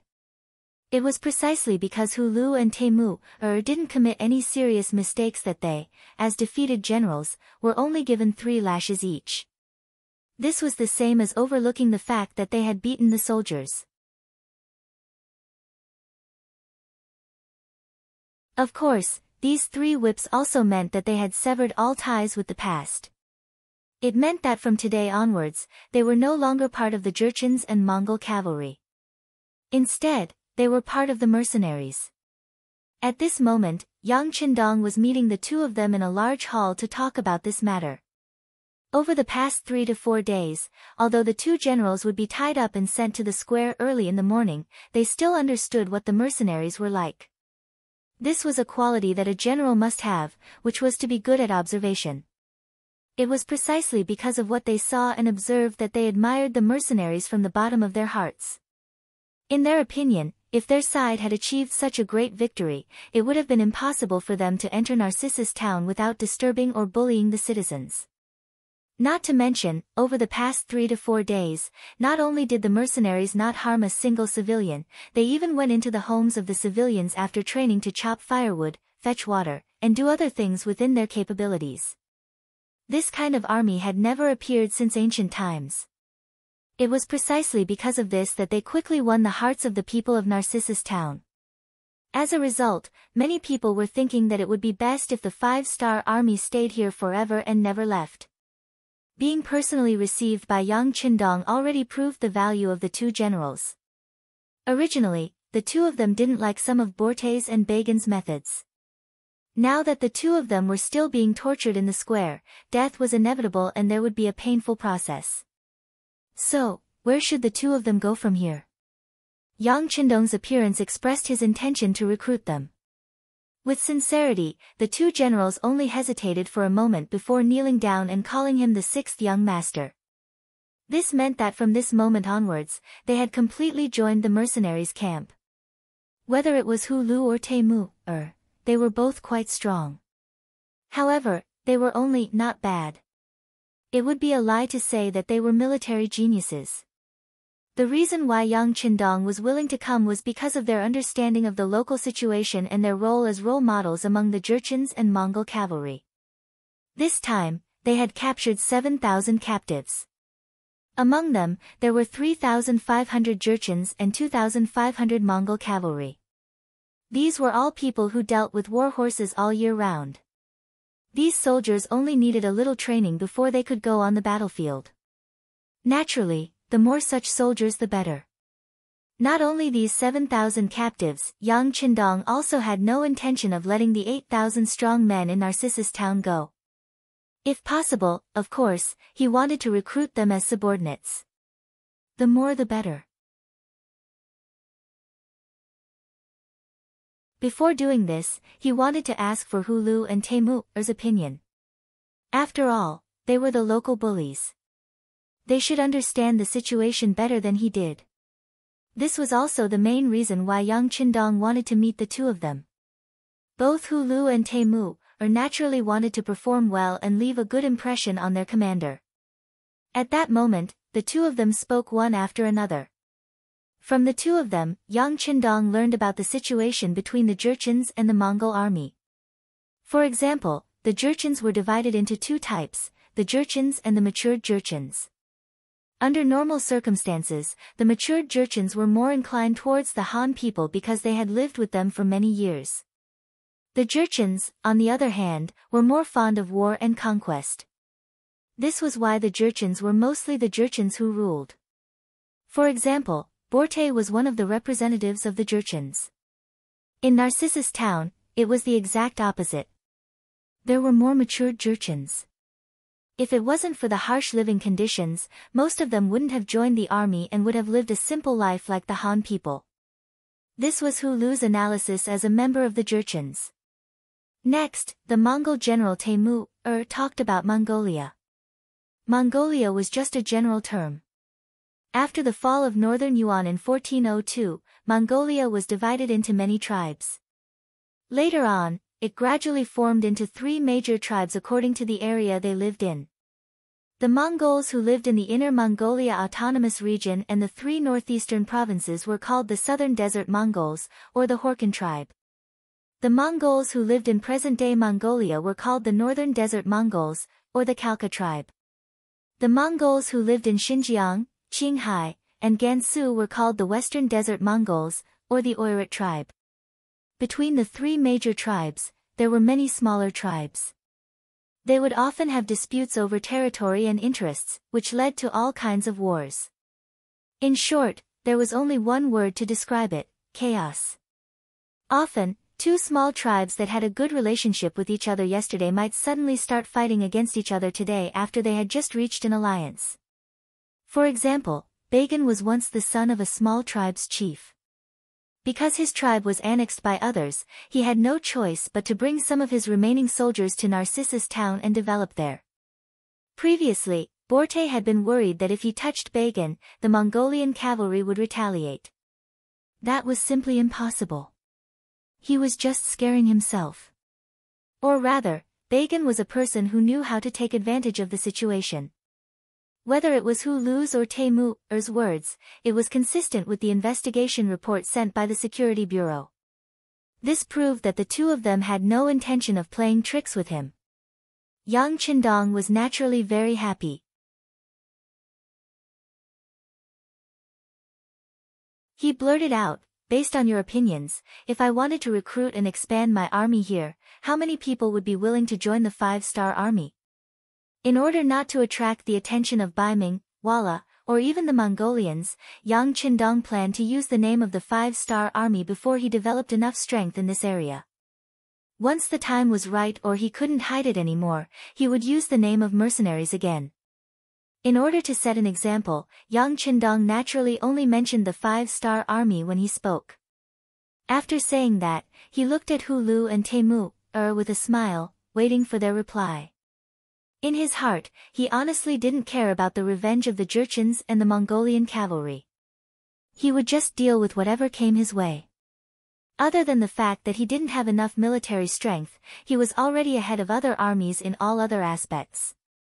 What was there to be afraid of? No problem. Facing this question, Hu Lu and Temür didn't hesitate at all. They were even a little excited when they answered the question. Although it was true that they had decided to join the 5-star army, and with their bravery, it shouldn't be a problem for them to become an officer. However, if they could recruit more captives and civilians from Narcissus town and let them join the army, it would be more beneficial for them to quickly establish their prestige since they were already familiar with each other. After all, everyone was familiar with each other. If they wanted to achieve the goal of taking care of each other, who would look for strangers when there were people they were familiar with? Good. Yang Qindong nodded in satisfaction. He could see through Hu Lu and Temür's thoughts, but he didn't care. As long as these thoughts didn't affect the overall situation, he would allow them to exist. Since that's the case, I'll have to trouble the two of you to cooperate with Commander Wu Sheng, Political Commissar Chen Bo, and Commander Zhui Feng in recruiting soldiers.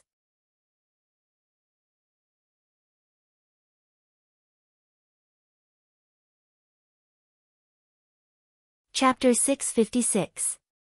Yang Qindong did indeed want to recruit soldiers. Not only that, he also wanted to establish a cavalry division. After obtaining so many war horses, he felt that the time was ripe. What army was the strongest in the grasslands? Naturally, it would be the cavalry. He naturally wanted to cooperate and establish a powerful cavalry force.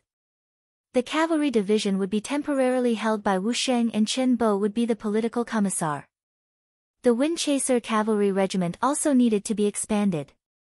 However, it wasn't suitable to establish a cavalry division at the moment. It would be called the Cavalry Reinforced Regiment for now. The number of soldiers under it was equivalent to 2 cavalry regiments. It could be considered below a division and above a regiment. In fact, this unit could also be called a brigade. However, Yang Qindong didn't want to go through so much trouble. He might as well just create a cavalry reinforced regiment. Now that the main theme had been set, the next step was to recruit soldiers. Because of the previous 3 days of public trial and the fact that the 5-star army had already gotten along well with the commoners during this period of time, their relationship was extremely good. Naturally, there wouldn't be any problems with the recruitment of soldiers. On the contrary, because there were too many applicants, they had no choice but to use the method of selecting the best. Compared to the other armies that needed to recruit strong men from all over the place and promise them great benefits in order to barely gather enough soldiers, this kind of upsurge of people signing up to join the army would definitely make those people jealous if they knew about it. This was the use of role models. This was the use of words and example. When you truly saw the commoners as human beings and gave them the respect and dignity they deserved, you would discover that their cute side would be revealed. They would truly think for you and be willing to give you everything they had. Of course, this was also related to the generosity of the 5-star army. Compared to the recruitment of the Nuzan and Mongol cavalry, the monthly salary was only 2 taels of silver and 5 kilograms of meat. Later on, the Mongol army purposely increased the salary to 5 taels of silver and 20 kilograms of meat. The 5-star army directly gave out 10 taels of silver. Once they proved that their fighting ability had reached the first rank, the salary would be increased to 15 taels of silver. This was equivalent to 5 times the original salary. The treatment was good, and they could obtain respect. In addition, the 5-star army had just gotten justice for everyone. This caused the craze of people signing up to join the army to become extraordinarily lively. Out of the 7,000 cavalrymen who were captured, 6,500 of them were willing to join the 5-star army. Out of the 8,000 strong men in Narcissus town, 7,500 of them signed up. That was to say, as long as Yang Qindong was willing to accept all of them, the number of new soldiers would increase by 14,000. Based on the calculation of 400 soldiers per battalion, there would be an additional 35 battalions. If it were any other army or force, they would definitely be very happy. However, in Yang Qindong's eyes, he did not have the intention to take over all of them. What he wanted were elite soldiers who could fight, and not an ordinary army that was just there to make up the numbers. Luo Po's 2nd Cold Front Regiment remained in Laos and Vietnam, preparing to expand into 2nd Cold Front Regiment. Based on this foundation, Yang Qindong made preparations to expand Wu Xing's 3rd Regiment into a cavalry division. There would be 3 regiments under his command, and each regiment would be expanded from the original 4 battalions to 5 battalions. The 5th battalion would be the preparatory battalion. In this way, the number of people in a regiment would be 1,600. 3 regiments plus a division of 400 men, in total there were about 5,200 men. Other than the cavalry division, there was also a need to build a reinforced cavalry regiment. Zhui Feng and Lu Zhuo would be the commanders of the 1st and 2nd regiments. Since it was a reinforced regiment, the organization of the regiment naturally had to be strengthened as well. A battalion would be divided into 6 companies, so 3 battalions would be a total of 1,800 people. Including the 2 companies directly under the regiment, a reinforced regiment would have a total of 2,000 people. 2 reinforced regiments would have 4,000 people. The original 6 auxiliary battalions would become an independent regiment with a total of 2,400 people.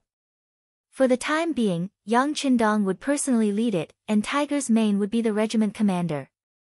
In this way, one cavalry division had 5,200 people, 2 cavalry regiments had a total of 4,000 people, and 1 auxiliary soldier had a total of 2,400 people. In total, there were about 11,600 people. This was already not a small force and not a weak force. In order to fulfill this condition, he would need to recruit 6,600 people. This meant that out of the 14,000 people who signed up, he would only accept 6,600 new recruits. This meant that he would have to eliminate more than half of the people. When the news came out, the middle-aged and middle-aged men of Narcissus town were stunned. Then, all of them worked hard to perform well and fight for the chance to join the 5-star army. Although the 5-star army was different from other armies, and they even rejected people who signed up, didn't this mean that they were strong? An army that accepted all kinds of people might seem to have a lot of people, but when it came to war, they wouldn't be as strong and powerful as they looked. On the other hand, the 5-star army was the true representative of strength. One must know that not everyone was like them, who dared to say no to the middle-aged men who wanted to join the army. The order was given by Yang Qindong, so naturally, no one would object. Next was the conscription test. The examiners would set the questions, which were horsemanship test, horsemanship battle, and strength on land. Everyone wanted to perform well. After all, if they could join the 5-star army, not only would it be a chance to prove themselves, but it would also give them an enviable monthly salary. There would be face and benefits, so naturally, everyone would fight to the death. Sa Cha River City. Sa Cha River was only a small town next to the Songhua River. However, due to its special geographical location, there was still a Baiming Qianhu. Qianhu Wei's surname was Yila. He was a standard Nuzan tribe member and belonged to the Nuzan branch. At this moment, Yila was receiving Hui Libu, who escaped from Narcissus town in his Qianhu residence. Everyone was a Nuzan and belonged to the Nuzan branch, so naturally, they kept in contact. Hui Libu would even come to Sa Cha River to deliver gifts under General Borte's orders during the holidays. However, this time, he came alone. He didn't even ride a horse. Yila was very curious about Hui Libu's sudden arrival and his down-and-out appearance. However, when he heard about what happened in Narcissus town, Yila couldn't help but frown. After some time, he asked in a very serious tone, "You said that the 5-star army stole 2,000 war horses from the Jian province left guard. Is that true? I know you want to return to Narcissus town for revenge, but please remember that some things can't be said carelessly. Not only will you lose your head, but you will also implicate the Nuzan people in the army. General Yi, I can vouch for this with my head. The 5-star army was the one who stole the Jian province left guard. This is no secret in Narcissus town." She puffed out her chest and raised her head. She didn't have the slightest intention of backing down. She patted her chest and made a promise. He stared at Hui Libu seriously, but the latter's gaze was still as resolute as ever. Finally, Yila let out a long sigh. "All right. If what you said is true, then this is equivalent to making a great contribution to Northern Ming. I will immediately report this matter to the higher-ups. Once the 5-star army is eliminated, the territory of Narcissus town will be yours." "Thank you, General." Hui Libu's face was filled with joy and excitement. He didn't forget to make a promise. "Don't worry, General. Once I take control of Narcissus town, the previous rules won't change. I still have to rely on your help." The so-called rules naturally referred to the filial piety during festivals.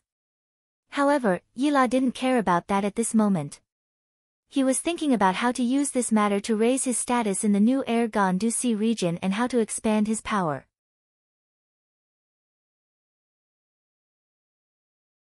Female Zhenren, especially Xingnu Zhenren, were naturally good at fighting. The generals of Baiming had already seen this. Therefore, more and more female Zhenrens were being promoted. Some became Baihu, some became Vice Qianhu, and Yila became a Major Qianhu. It seemed that a Major Qianhu would have a bright future. However, only he knew how difficult it was for a female Jinren to squeeze into the group of people with the highest authority. To do this, not only did he need the support of nobles, but he also needed enough military achievements.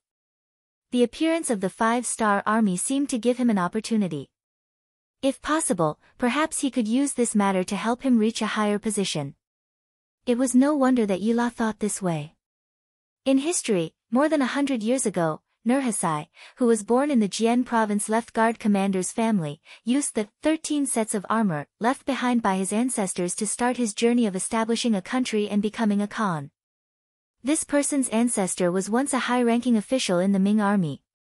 It could be said that Yi La's idea was correct. Unfortunately, this time he was going to face the mercenaries, and the mercenaries personally led by Yang Qindong, which would be destined to be a futile effort. Of course, he didn't know this at the moment. After receiving the uncertain information, he immediately informed the nearby guard stations, especially the Jian province left guard, who immediately sent out scouts to inform them. Not only that, Yila also contacted the vice-jinhu of the Taining guard, Lu Dai, who was closer to him. This person was also a female Jinren. He wanted to go to Narcissus town with this person. If there was a chance, they would take down the 5-star army in one fell swoop. If not, they would join forces with the Jian province left guard to attack the 5-star army. As the scouts rode out of the city, the southwest area of the new, Urgan metropolis became lively. A large net that covered and targeted the 5-star army slowly unfolded. Some people said that the new, Urgan metropolis was a recruitment organization sent out by the Liaodong metropolis. This organization's mission was to recruit the female Jinren tribe. Whether or not there was a metropolis didn't affect the Ming dynasty's control over the various guard stations. In some people's eyes, the new, Urgan metropolis was just an administrative area. It wasn't even an organization.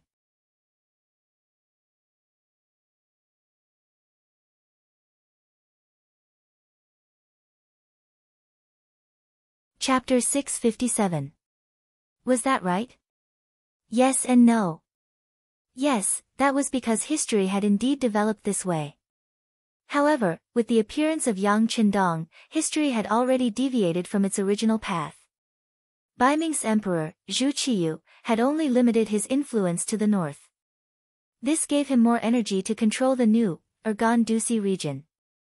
Ever since Zhu Qiyu started doing this, not only did Baiming's control over this place become stronger, but the garrison here was no longer useless. The number of soldiers had also increased by a lot.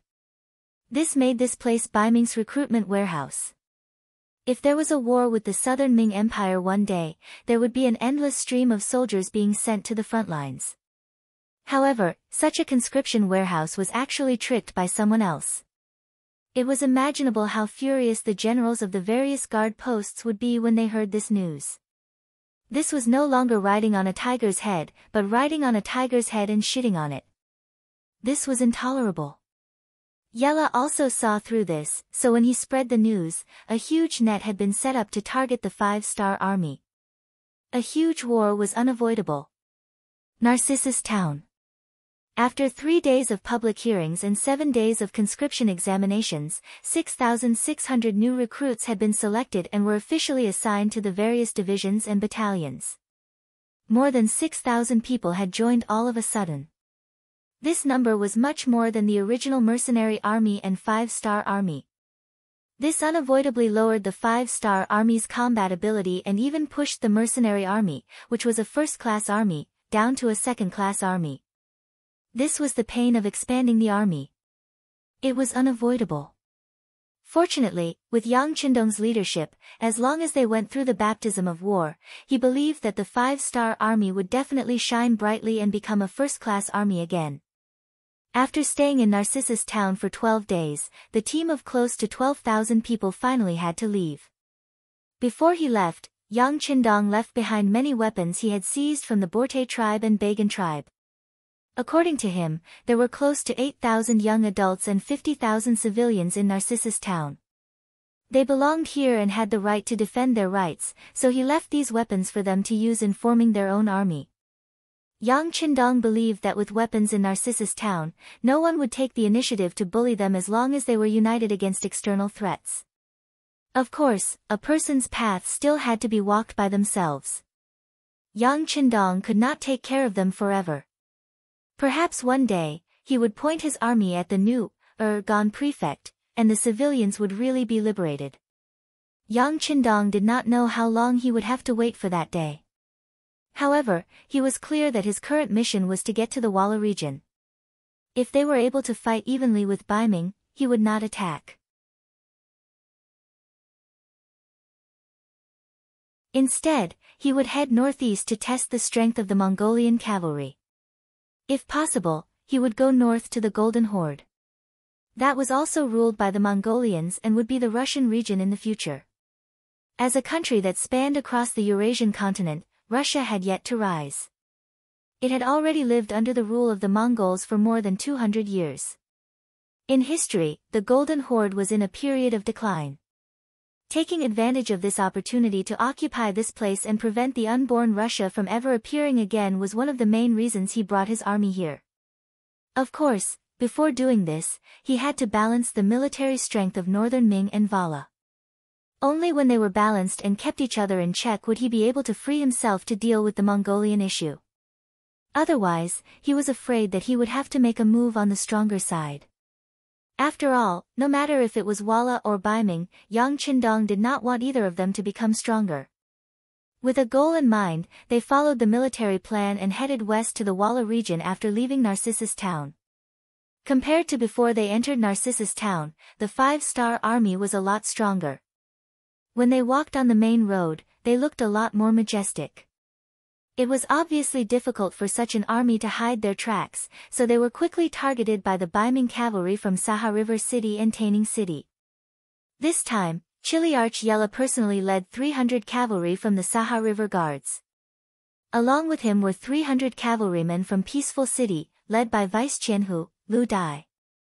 A total of 600 cavalry followed behind the 5-star army. If they were slow, they would be slow. If they were fast, they would be fast too. It was obvious that they could not beat them, but they would definitely bite them to death. The news of the sudden appearance of Baiming cavalry was immediately sent to Yang Qindong, who was on his white dragon horse. Reconnaissance Battalion Commander Su Yunsheng, who was also riding on a horse, came to Yang Qindong's side. Thanks to the expansion of the army, he had filled up another battalion and returned to his position as battalion commander. 6th Young Master, we have already asked around. The ones following us are Baiming cavalry from the Saha River Guards and Taining City. They have a total of 600 cavalry. Oh right, the two Kiliarchies leading the troops are called Yella and Lu Dai. They are both Nuzan. I heard from the captives that they are very good at fighting, Su Yunsheng said excitedly. Although both Yi La and Lu Dai were very careful, if they wanted to follow the 5-star army, they would have to send out scouts to follow them. Just 2 hours ago, Su Yunsheng had used the 95 style to injure 2 enemy scouts on horseback. From their mouths, he had hurriedly rushed over to report the situation to them. 600 cavalry? Nuzan generals. Yang Qindong's lips twitched into a smile. Looks like news of what happened in Narcissus Town has already spread. They should already know that we were the ones who stole over 2,000 warhorses from Jian Province, Northern Guard, and Northern Guard. Su Yunsheng was originally feeling smug about getting some information about the enemy, but after hearing Yang Qindong's analysis, he was naturally confused. 6th Young Master, that shouldn't be. We did everything cleanly from the beginning to the end. Although many people in Narcissus Town know about this, we just left. The news shouldn't have spread so quickly, right? Nothing is absolute. Who knows if there are other channels in Narcissus Town that can spread the news to the outside world? Yang Qindong shook his head. He would never underestimate any enemy, nor would he think that he was the smartest person. Because anyone who did this would not live long. There was nothing wrong with thinking the best of things, but preparing for the worst. Alright, increase the number of scouts at the front. If I'm not wrong, there should be people waiting for us at the Liao River area in front of us. His tone was neither hurried nor slow, but his attitude was very firm. Su Yunsheng was very puzzled when he saw all this. How did the sixth young master know that there would be enemies waiting for them ahead? He was the leader of the scouts, okay. However, since this was what the sixth young master said, Su Yunsheng naturally could not object. He only agreed with a dubious thought and rode off. Liao River was a large river that blocked the path of the five-star army. There were only two ways to enter the Walla area from Narcissus Town. One was to go north over the mountains and cross the Daxing and mountain range, or go west and cross the Liao River. Considering that the army was now all cavalry, passing through a primitive forest like the Daxing and mountain range was extremely difficult. In the end, Yang Qindong made a decision and decided to take the Liao River. However, if they wanted to pass through the Liao River, they would definitely have to return to the territory under the Jian Province Guard's jurisdiction. It would not be easy for so many troops to take the path. It was very likely that a great battle would be unavoidable. Fortunately, Yang Qindong had already made preparations for this. He wanted to train his troops, and what was the best way to increase an army's combat strength? Of course, it was a great battle to his heart's content. It could be said that when Yang Qindong chose to enter the Walla through the Liao River, he had already made preparations for a battle with the Baiming army. However, what he never expected was that because he wasn't able to return, the news was leaked ahead of time. Right now, at the Liao River, it wasn't just the nearby Baiming's 30,000 guards that were waiting for him.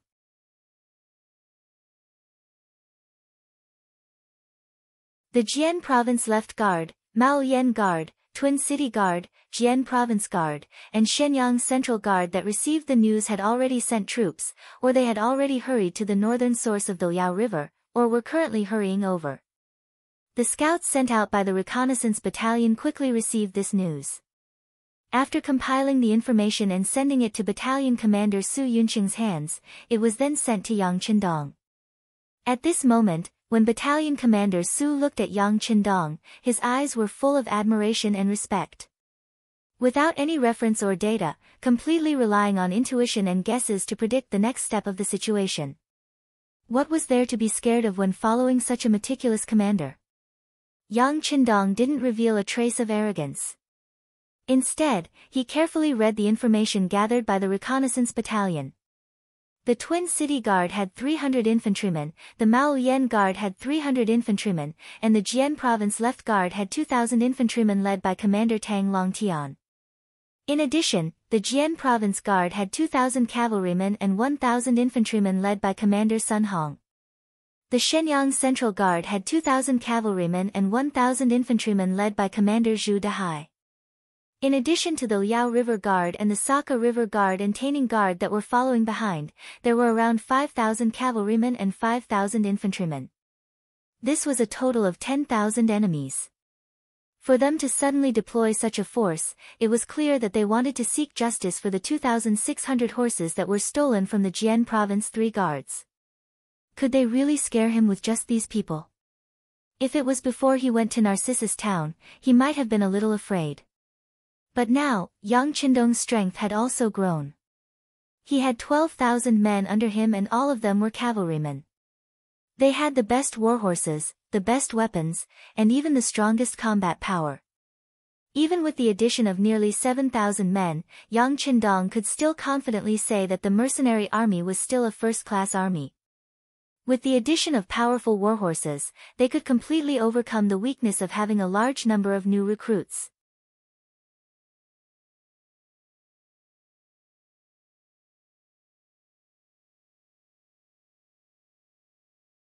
Chapter 658. On the other hand, although these northern Ming guards had been established for quite some time, they were limited by their environment and had not experienced any great battles. With their short-sightedness, it was easy for them to have an arrogant attitude of thinking that the heavens were number 1, the earth was number 2, and they were number 3. This was the time to teach them a good lesson. Calm and collected, full of vigor. After Yang Qindong digested the information and firmly memorized it in his heart, he raised his head again. At this moment, his face was still filled with confidence and his gaze was incomparably firm. Pass down the order, summon all the regiments and regimental commanders for a meeting. As they marched, Yang Qindong met with Wu Sheng and the other regimental commanders to confirm that they would not change their route. They had made the final decision to fight the Baiming guards head-on. What was worth mentioning was that Yang Qindong's troops were not without other options. For example, they could turn back now. Instead of going through the Liao River, they could go through the Dexing and mountain range. Although the path would not be easy to traverse, they could completely avoid the northern Ming guards. However, no one had expressed this intention since the beginning of the meeting. It was as if this choice did not exist. In the eyes of these regimental commanders, they only had one thought, and that was to kill, kill, and kill again. After deciding to fight the Baiming guards head-on, the next step was to mobilize the troops before the battle. In order to maximize the strength of the Jurchens and Mongolians who had just joined, Yang Qindong said that for every enemy they killed, every enemy's nose would be awarded 1 point and 10 taels of silver. In ancient times, there were many ways to record one's achievements. The most common way was to cut off the enemy's head to prove one's achievement.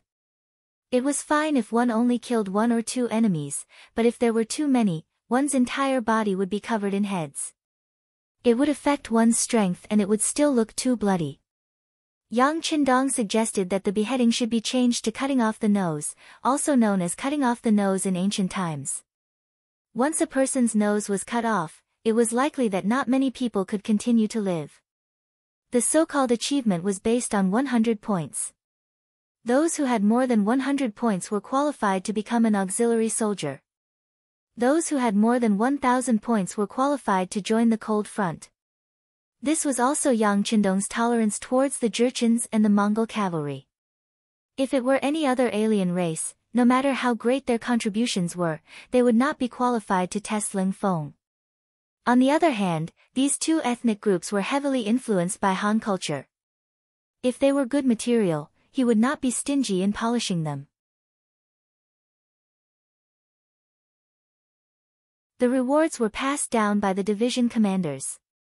When they found out that they could get 10 taels of silver for every enemy they killed, the Jurchens and Mongols, as well as the Han riders who had just joined the water ferry town, were all excited. The reason why they were willing to leave their hometown with the 5-star army was because they had a good impression of the army, but more importantly, they wanted to use this platform to show their worth. What was value? Earning more military merits and earning more taels of silver was the most direct manifestation of this. For a moment, they were all rubbing their fists. Whenever they had time, they would take out the whetstones they brought with them to sharpen the sabers in their hands even brighter and faster. The newcomers wanted to perform well and fight for the top prize. As veterans, Ling Feng and the auxiliary soldiers would not give in either. Over the past few days, although the cavalrymen from Narcissus town looked at them with a hint of respect, it could be seen that the respect was due to envy and respect for the continuous fire guns in their hands. As for the combat power of the horses, it seemed like they were being looked down upon. This was something that the proud Ling Feng soldiers could not accept. What was the Ling Feng? It represented the strongest existence, the proudest existence. Once they appeared, they would become the focus of attention. How could they allow others to look down on them? This was a form of blasphemy to their identity. How could they make others respect them? Of course, they had to perform well on the battlefield. Therefore, after the mobilization before the battle, Ling Feng and the auxiliary soldiers had been training non-stop apart from sleeping and traveling. Getting on the horse, getting off the horse, slashing, increasing speed, dodging, and other movements were all trained tirelessly. Unknowingly, their strength improved bit by bit and became stronger. Compared to the hard work of Ling Feng and the auxiliary soldiers, and compared to the sharpening of the cavalry, the Baiming army's camp by the Liao River was very relaxed. Ever since they came to the new, Gandusi region, the Baiming guards had become the ruler here. Especially when the other factions were still very weak and had not been able to rise up, they were the sky here, the boss here. Since they were the boss, of course they had a sense of superiority. They only needed to point their weapons at a place and that place would have to submit. This seemed to have become an iron law.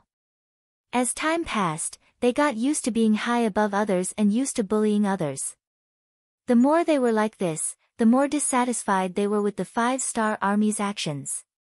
They did not have any ideas about the 5-star Army, but instead, they were targeted and tricked by someone else. How could they face this? If they did not get back at them, how could they face others in the future?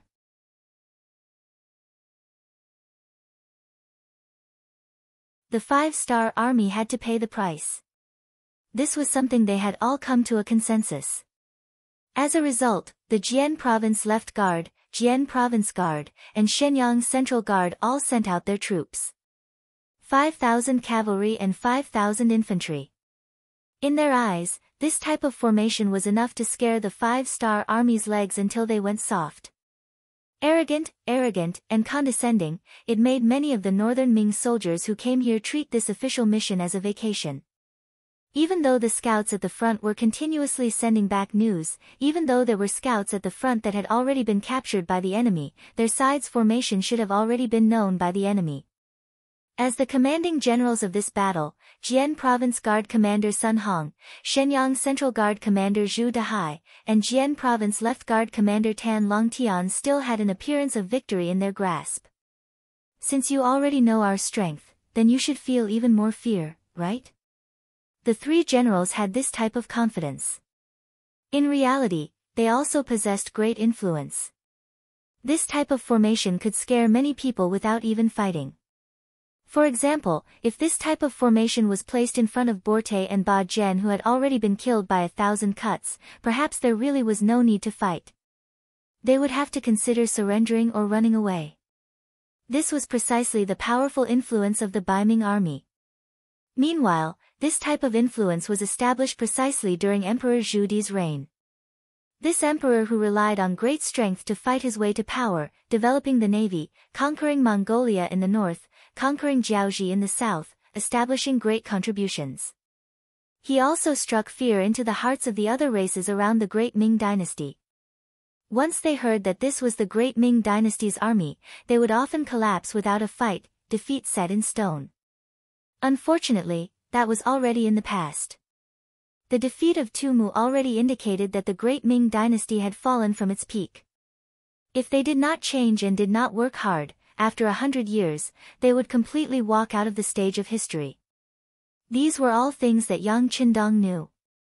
These Baiming guards were still unaware, still living under the powerful halo of their ancestors, still waiting for the 5-star army to dismount and surrender. The ignorant were fearless. It was precisely because they did not think that the 5-star army was that powerful that they were destined to pay the heaviest price in the upcoming battle. 3 days later, the 5-star army finally appeared 20 miles away from the Liao River and quickly set up camp here. Smoke rose from the chimneys, and the fragrance of meat permeated the air. There was a lot of meat, wine, cigarettes, and other things that were prepared by Yang Qindong before he came to the new, Gandu Sea.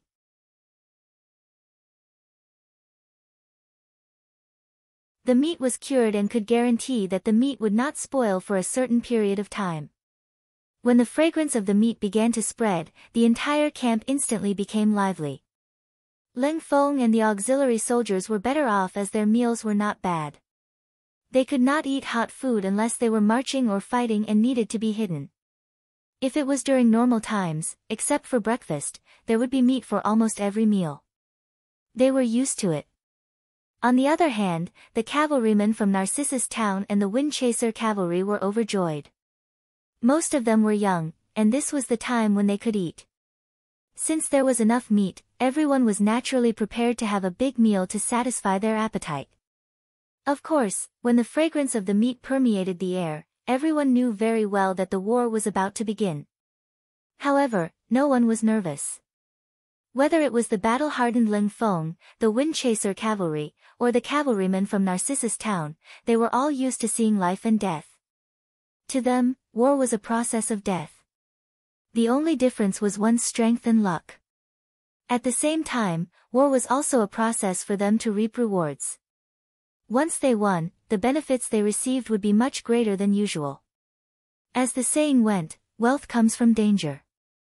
Needless to say, after witnessing the might of the continuous fire muskets in the hands of the Leng vanguard and the shiny steel sabers in the hands of the Leng vanguard, the auxiliary troops, and the Windchaser cavalry, although they were envious, they also wanted to own such powerful and excellent weapons one day. At the same time, they were very confident.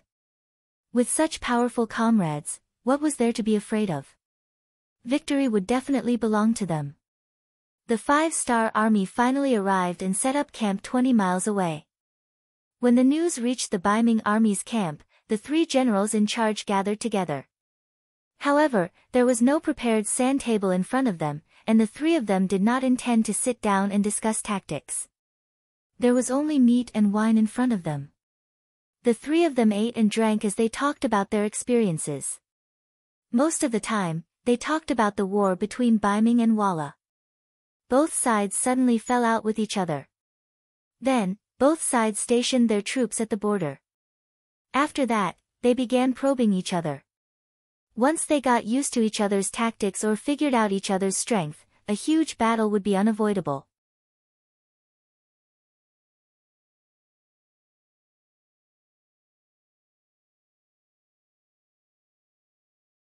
Chapter 659. As part of the Baiming army, the 3 generals weren't nobodies. Today, they were talking about the war over there. Who knew when they would be transferred to the front lines? Therefore, the 3 of them were talking about the situation over there. They ignored the 5-star army that had arrived in front of them. Even though the scouts had reported that there were more than 10,000 people on the other side and that they were all cavalry, the 3 generals still didn't take them seriously. Perhaps they already knew that the 5-star army was recruiting soldiers in Narcissus town. From their point of view, how strong could a newly formed army that hadn't even gone through training yet be able to display such a strong combat strength?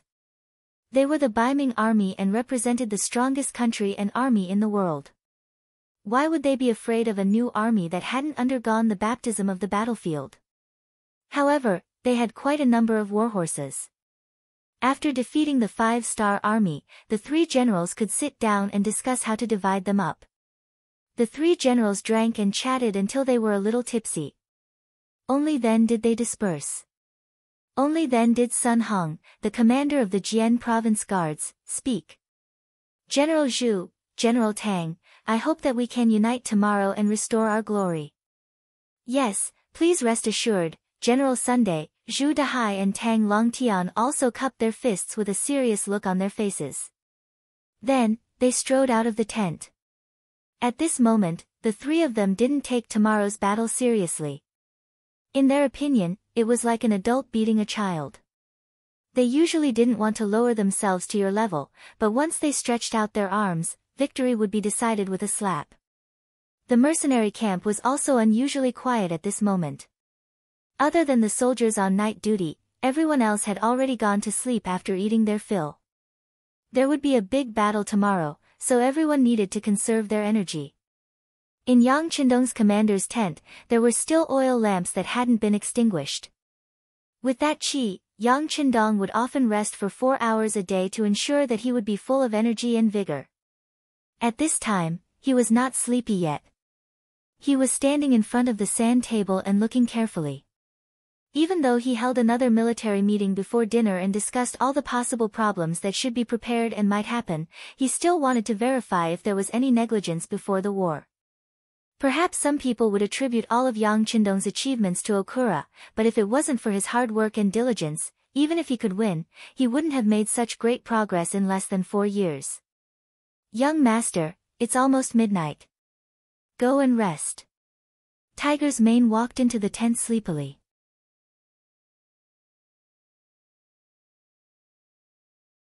He first patted Beta Persei, who was standing at the side waiting for orders, and told him to take the time to rest. Tiger's Mane then walked over to the sand table. You slept well. Yang Qindong raised his head and casually glanced at Tiger's Mane who was walking over, then waved his hand. I'm not sleepy yet. I don't need anyone to serve me here. You can go and sleep a little longer.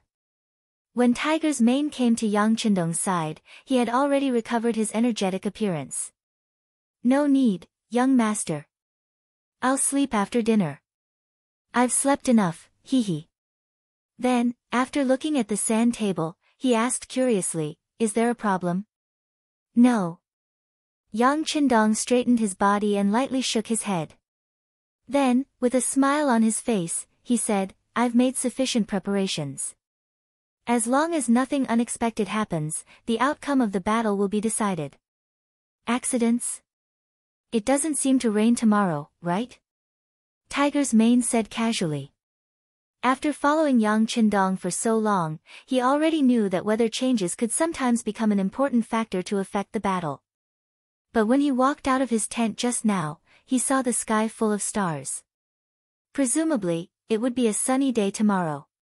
Of course there won't be rain. Yang Qindong continued to smile, and a confident light appeared at the corner of his mouth. Not only will there be no rain, it should be a sunny day tomorrow. How about this, you go and inform the soldiers to wake up later tomorrow morning. Let them sleep for 2 more hours. No. 3 hours will do. Yes. Tiger's Mane was stunned at first. He didn't understand why he had to wake up so late. But since it was the 6th young master's order, he would of course do his best to carry it out. But in his heart, he thought, could it be because the troops didn't get a good rest during the march, so the soldiers were allowed to sleep a little longer? Actually, it wasn't just Tiger's Mane who thought this. The next morning, the other soldiers who woke up 3 hours later than usual all had the same thought. They slept for about 10 hours. Everyone was full of energy and didn't feel tired at all. The 6th young master felt sorry for them, but he didn't know that Yang Qindong had his reasons for doing this. The 10,000 soldiers of the Northern Bright Guards had indeed woken up very early in the morning. In fact, they were all woken up before the sky was completely bright. Although some of them didn't get enough sleep and were a little dissatisfied, when they thought about how the 5-star army had already appeared in front of them, even if they didn't take the initiative to attack, they would still fight back. In other words, there was bound to be a big battle today. Since that was the case, it didn't matter if they slept a little less. It wasn't just the soldiers. Even the commanding generals, Sun Hong, Zhu Dahai, and Tang Longtian, woke up an hour earlier than usual.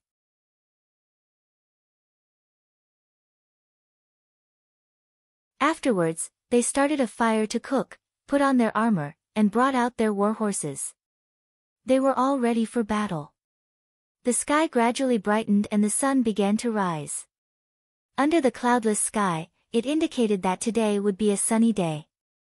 Hee, the weather is good, but I don't know if the 5-star army's mood is good too. Sun Hong, who had already mounted his warhorse, looked at Zhu Dahai and Tang Longtian and laughed heartily. He had a relaxed expression on his face. The 2 generals naturally laughed along. At this moment, they seemed to have already seen a large number of war horses being captured by them, and the scene of them achieving great military merits. Reporting, the 5-star army has begun to move. A troop of nearly 2,000 cavalry has already left their camp and is slowly approaching us. They are currently about 18 miles away from us. A scout rode his horse to the front of the 3 generals and quickly jumped off his horse and knelt on the ground as he reported. Are you going to make a move now? Good, scout again. Hearing that the 5-star army was indeed going to attack, Sun Hong didn't think much of it. Everything was within their expectations. The 3 generals had already reached a consensus. Since the 5-star army had arrived at the Liao River, if they wanted to cross, they would have to face them. At that time, they would only have 2 choices, attack or defend. However, if they only defended, they wouldn't be able to get supplies for a long time. Thus, attacking was the most likely option. Now that they heard that the other party had sent out close to 2,000 cavalry, they naturally wouldn't panic. On the contrary, they were somewhat dissatisfied with the fact that they only sent out 2,000 soldiers. With such a small number, it wasn't even enough to fill the gaps between their teeth. The scout obeyed the order and turned around to scout again. After the time it took for an incense stick to burn, another scout returned and reported that the 5-star army's cavalry was only 12 miles away from them. After such a long time, they only managed to run 8 miles. Hee, the 5-star Army's cavalry is too slow. This time, without waiting for Sun Hong to express his opinion, Shenyang Central Guard Commander Zhu Dehai had already laughed out loud. This person was slightly chubby. When he laughed, his warhorse seemed to be greatly pressured as it paced back and forth a few steps. The armor on his body also trembled along with his laughter. It looked quite comical. Ha, not bad. The 5-star Army's cavalry is too slow. It seems like there's nothing to worry about. Sun Hong laughed and nodded. At this moment, he was even more confident in this battle. After hearing Commander Sun Hong and Commander Zhu Dehai's words, the other Qianhu and Baihu commanders beside them all nodded. The commander of the Jianzhou left guard, Tang Longtian, directly shouted, "Inform the soldiers to be alert and prepare to face the enemy." The Baiming City Guard soldiers who were originally standing by the river lazily were all alerted by their superiors. Some of them held large swords, some of them held shields, some of them held bows and arrows, some of them held spears, and some of them prepared barricades. They all began to move. They were only waiting for the 5-star Army's cavalry to appear so that they could teach them a lesson. 20 miles away, in the 5-star Army's camp, the soldiers had a good night's sleep. After eating a nutritious breakfast, they began to wait for the order to march. In the command tent, after waiting for the regimental and battalion-level officers to walk in one by one, they stood in 2 rows and looked at Yang Qindong, who was sitting at the head of the table. After looking at each officer, Yang Qindong, who was originally serious, suddenly smiled and explained, "The plan has changed. The time of the attack has been extended to 2 hours, but I don't know if everyone is ready now." Reporting to the 6th young master, "The preparations are complete. We can attack at any time." The officers were full of energy as they spoke. Good. Influenced by his words, Yang Qindong nodded his head in satisfaction. Then, he looked at Su Yunsheng, the commander of the reconnaissance battalion, and asked, "How are the Bugs, Northern Ming cavalry scouts, being dealt with? Have the 1st and 2nd regiments set off according to the plan?" Su Yunsheng, who was called, stood up straight and raised his head. He was full of energy as he said, reporting to the 6th young master, 32 Baiming were killed an hour ago. Commander Wu and Political Commissar Chen have already set off according to the plan. They should arrive at the designated location in 2 hours and launch the attack. Beautiful. Yang Qindong snapped his fingers and looked at Su Yunsheng. "The reconnaissance battalion did a good job. After this mission is completed, you will be the first to receive the credit. Now, I have another mission for you. You can take care of the 600 cavalry soldiers that are tailing us."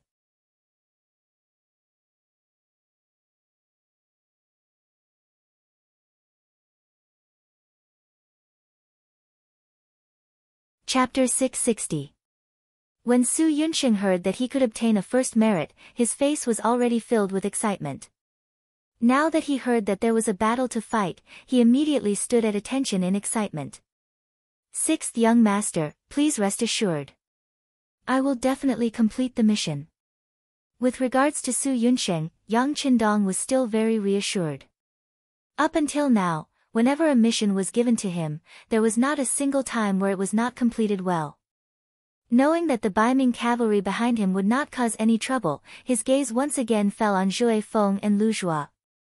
Then, he used an encouraging tone and said, "This time, the 3 divisions will only be cooperating in battle. Only your 2 reinforced regiments will be the main force.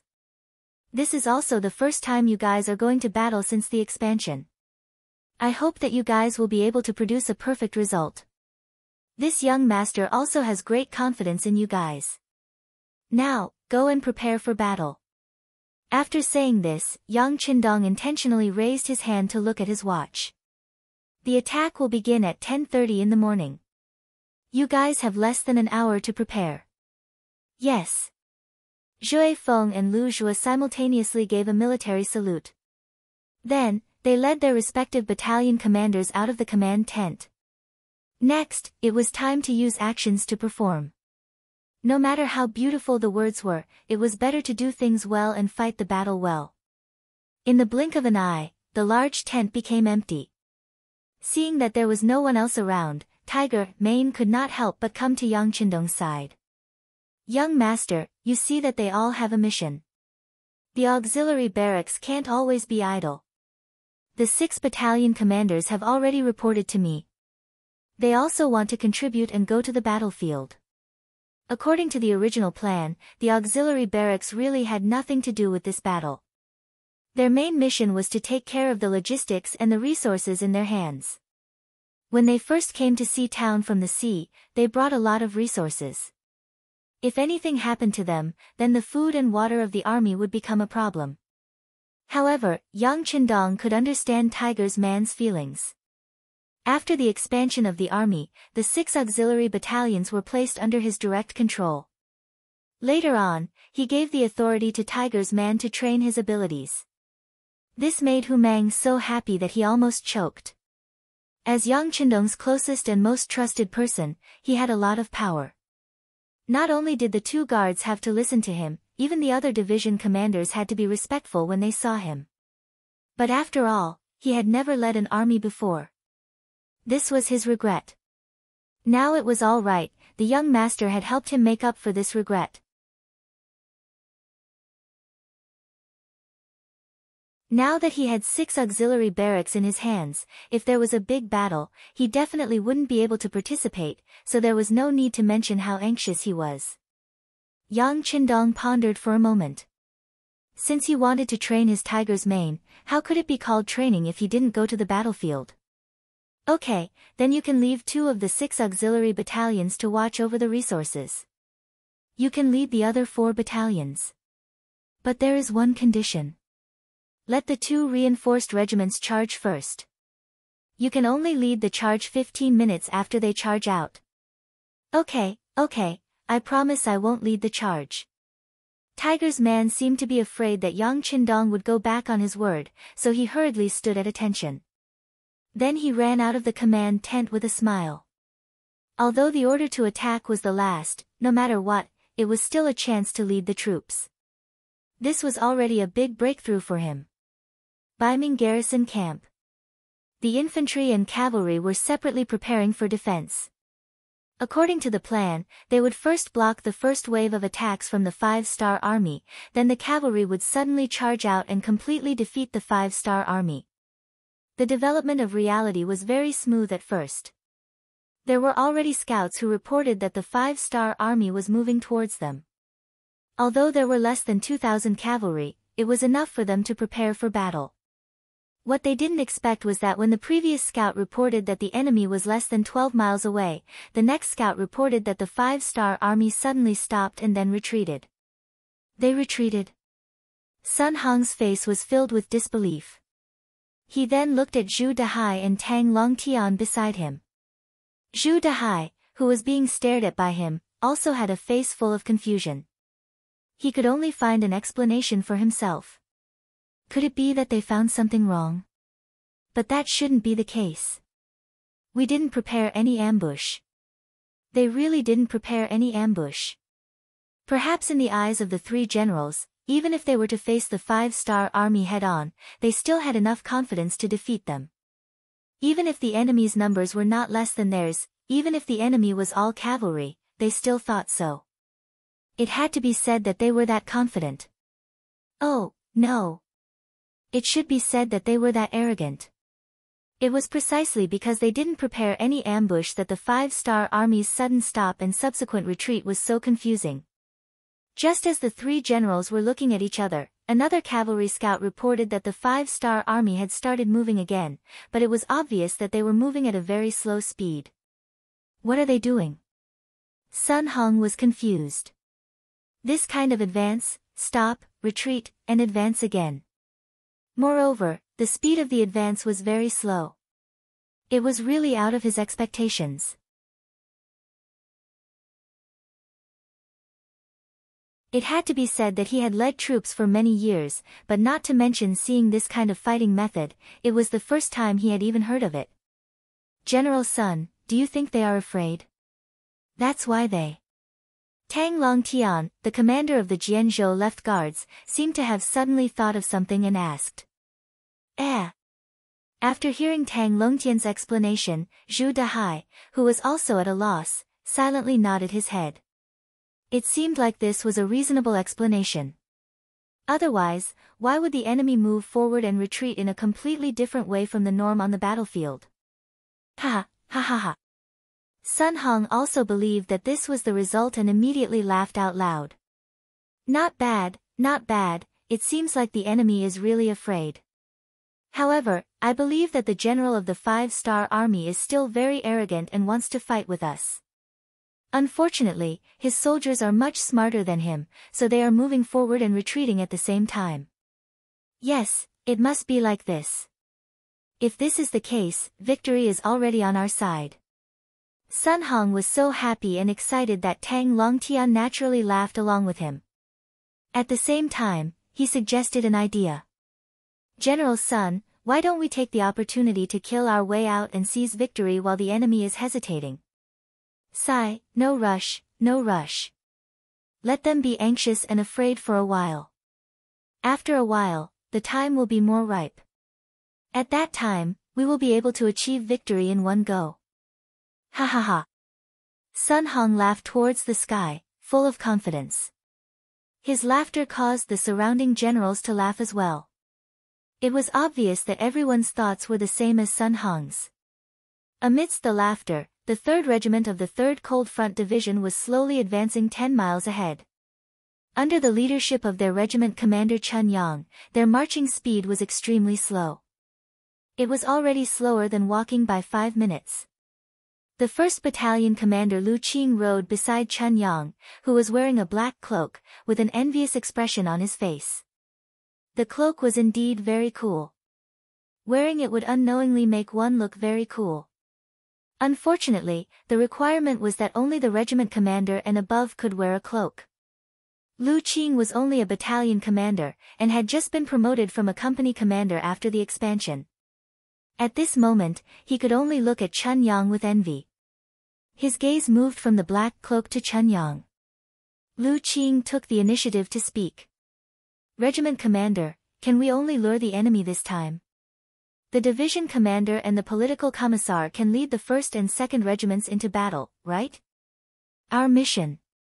Lu Qing stopped halfway through his sentence. However, Chun Yang knew what he wanted to say. He turned his head to look at him and spoke in an extremely calm tone. We are in charge of luring the enemy. This is the military order of the 6th young master.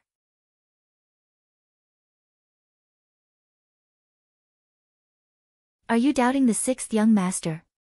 His voice wasn't very loud. In fact, only the two of them could hear him clearly. However, this sentence was enough to make Lu Qing's face turn pale. Cold sweat flowed down his body. No. I wouldn't dare. How could I doubt the 6th young master? Humph. Chun Yang knew that Lu Qing didn't have the guts to do so. Not only Lu Qing, but also no one in the army would dare to think that way. Otherwise, the 6th young master wouldn't even need to make a move. Alright, completing the mission is what we need to do. As for killing the enemy, the higher-ups will naturally arrange it. Besides, the order is very clear.